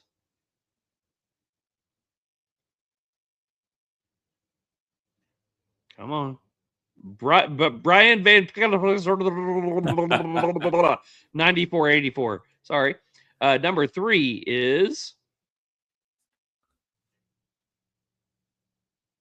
I hope Brian wins again. Larry Moose. Number 4 is sorry, I don't know Brian, but I'm hoping he wins just because I want to say his name again. I love it. That's a new one. Rochelle Palma. Okay. Hey, Rochelle. What's Hi. up? What's up, girl? And number 5, subscribe this button is on the winner. YouTube. Let's get either Rochelle or to win. Please be that guy. Cigar Man Tom. Okay. So don't know that one. Cigar Man Tom. If you He are has a on here, beard. you have. He does, and It's he's perfect. He can get some Beard Beard Apothecary, Apothecary. Perfect. which means he's probably not going to be on here. Oh wait, Come on. wait a second. Cigar Wait. Tom, you are on here. Send me your info, brother. I'll get it to Beard Apothecary. I'll get it to John, and we'll get your stuff in the mail, man. Congratulations. Reach out to Mick on the podcast channel. Send him your mailing name, address, phone number, sperm sample, blood sample, the left leg and It's all toe for- it's of all your for science. firstborn child. Yes, It's all for science. Yeah, it's all good. 100%. Man, I think we made it. Hey, before I forget, so I do got to give one quick more. This is our last sponsorship, I promise, and then we'll tie this all up and put a bow on it.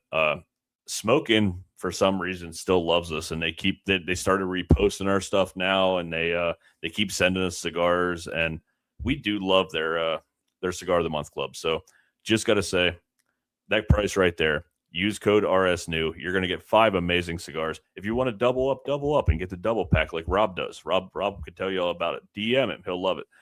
But yeah, the Smokin' Cigar of the Month Club. Hit them up. If you use RSNew, you're going to get a perfect cutter and lighter and some for shit. But yeah, they're great. They for some reason still love us. So hit them up. I am super stoked that you guys stayed on with us until the very end. Me So too.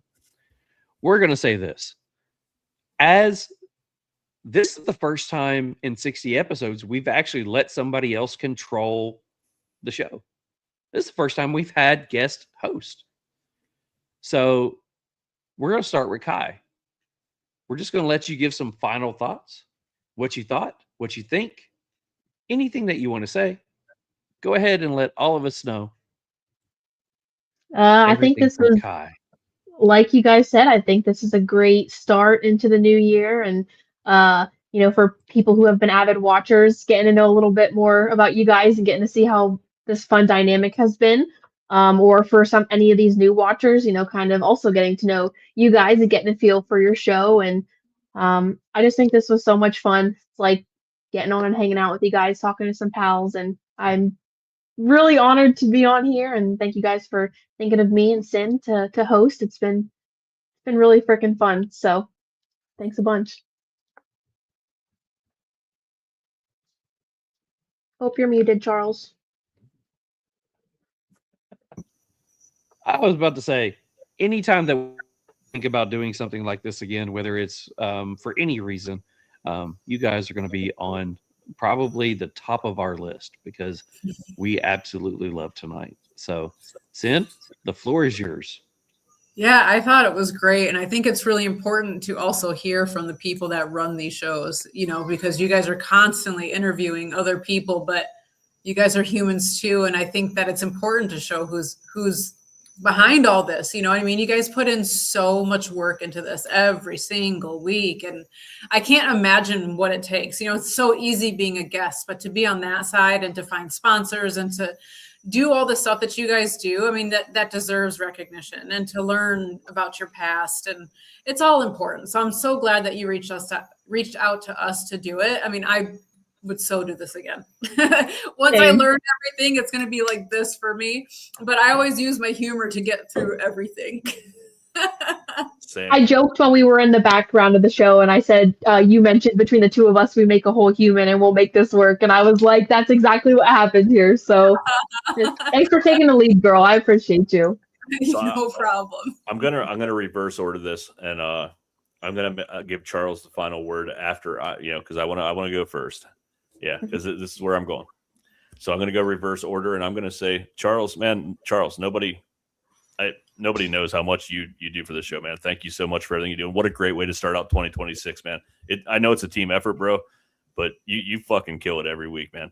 It's unbelievable. The music, I mean, come on, Jesus, and the graphics. I mean, I'm getting better, but you're still the man.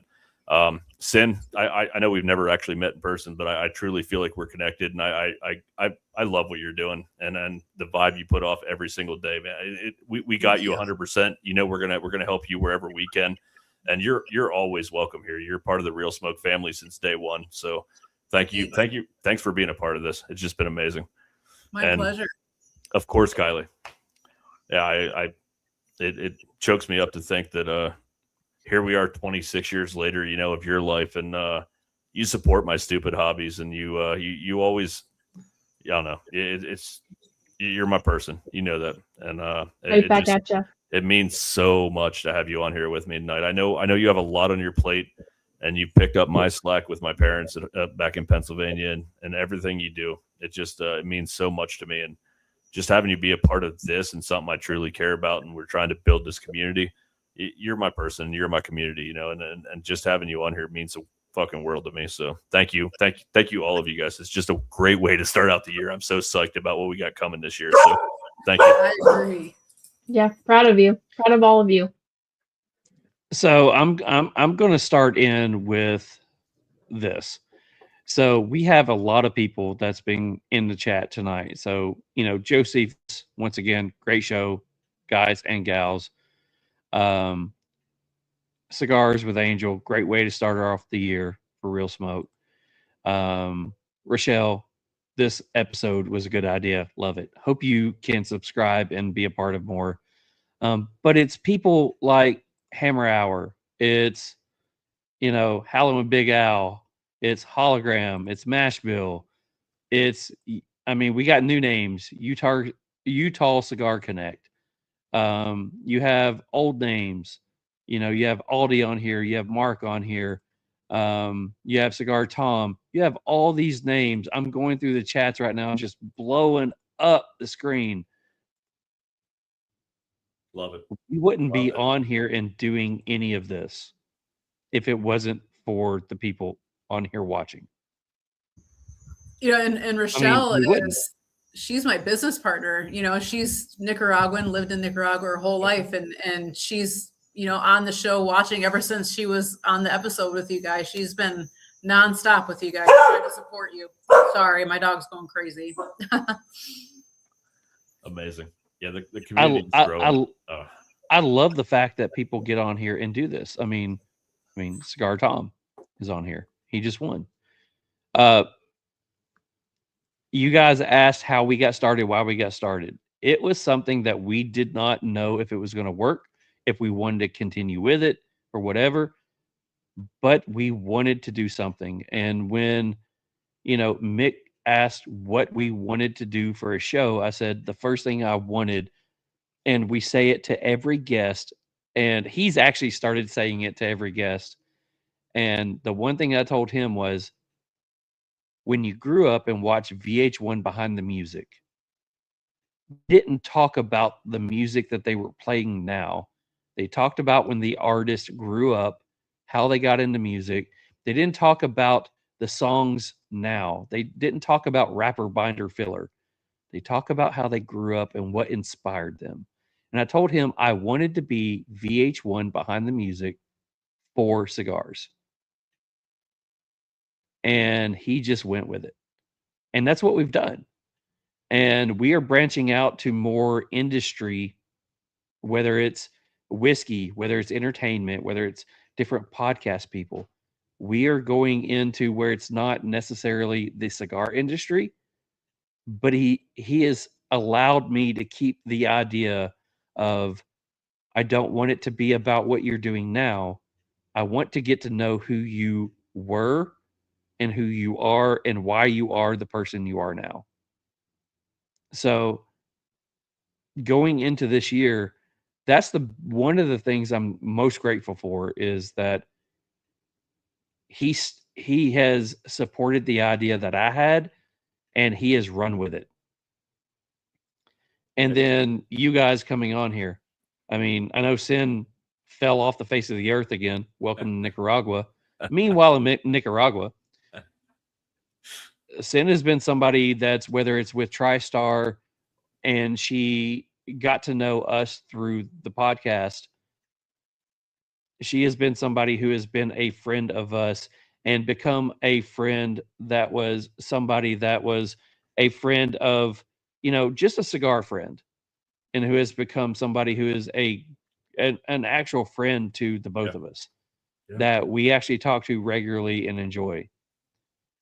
And one of the coolest experiences, and when Ky talked about it, was when we first started doing this and being able to connect with Ky and get her to be the voice of the podcast.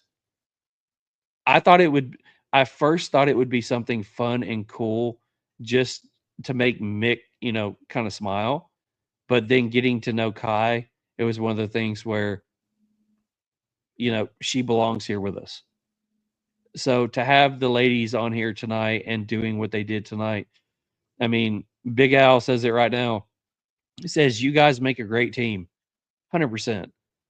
Love the fact that we had you guys on here doing this, being able to bring us back full circle to what we were doing.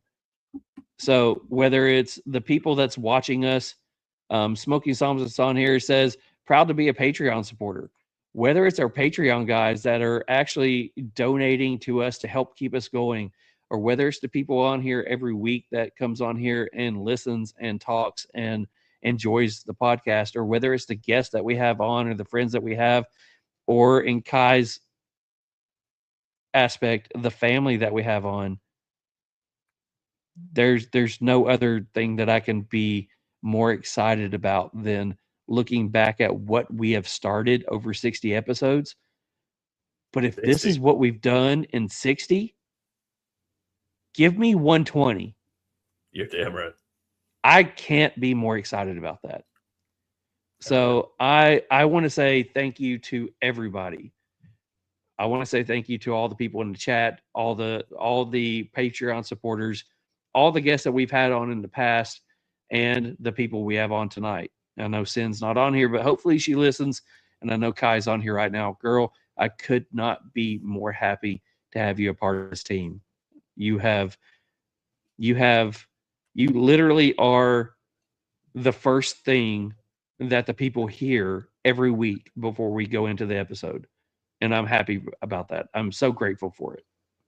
I'm grateful to be that, and I can't wait to see what you guys do in the next 60 plus episodes. Just seeing your guys' dynamic and how much this has grown, and just your support. Like I love it, and you can always count me in your guys' corner. So I'll always be your #1 fan. Awesome. Cynn did message and say she lost power, but at least she made it through the rest of the show. So just letting you guys know. But awesome. There's no topping that, brother. Thank you. And I got your back. Let's do this. Let's fucking do this. 60 more, man. Let's go. So let's talk about 61 before we leave. Okay. 61. Next week. I don't want to talk about 61. Some dude turns a year older. Next week is the birthday celebration of the one and only birthday king, Mr. Mick. So we are going to have just he enjoyed roasting me for mine because that's kind of his personality. My personality is we're going to chill out in the lounge, have a good time, and tell some stories.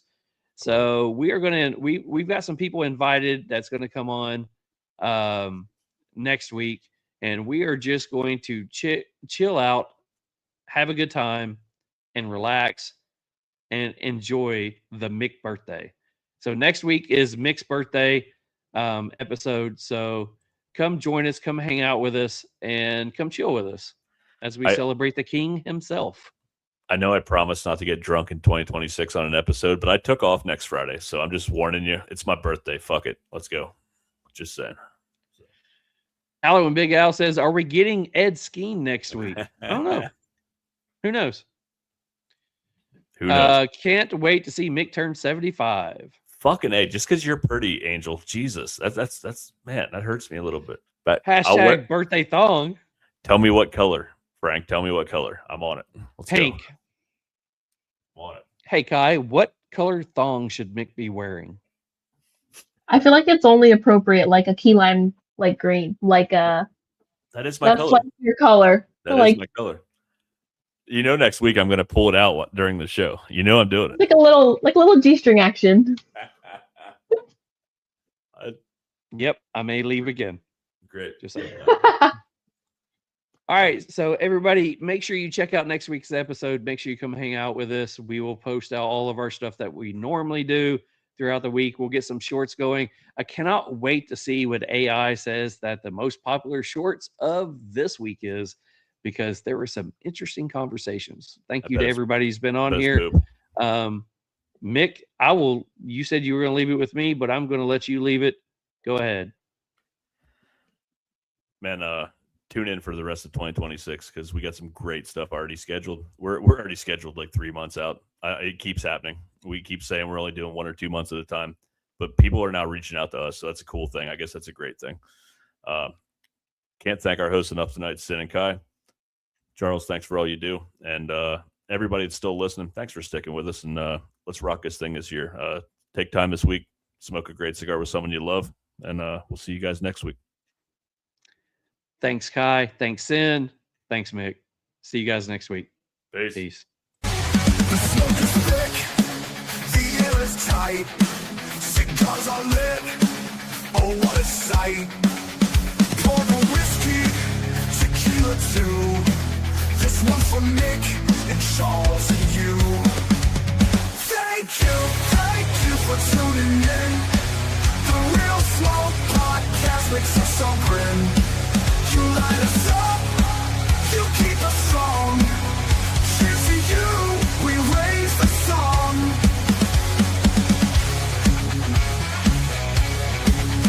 Conversations deep, the stories fly. Ashes fall, with spirits high. The gas is rolling, the bitters flow.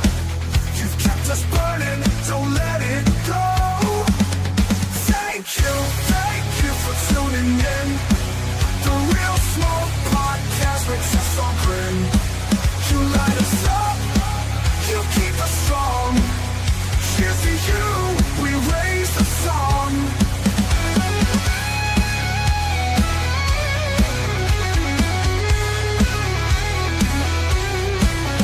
From the puff of a flame to the end of the night, you're part of the glow, you're part of the light. Mick and Charles with a laugh and a grin. This flame burns bright 'cause you two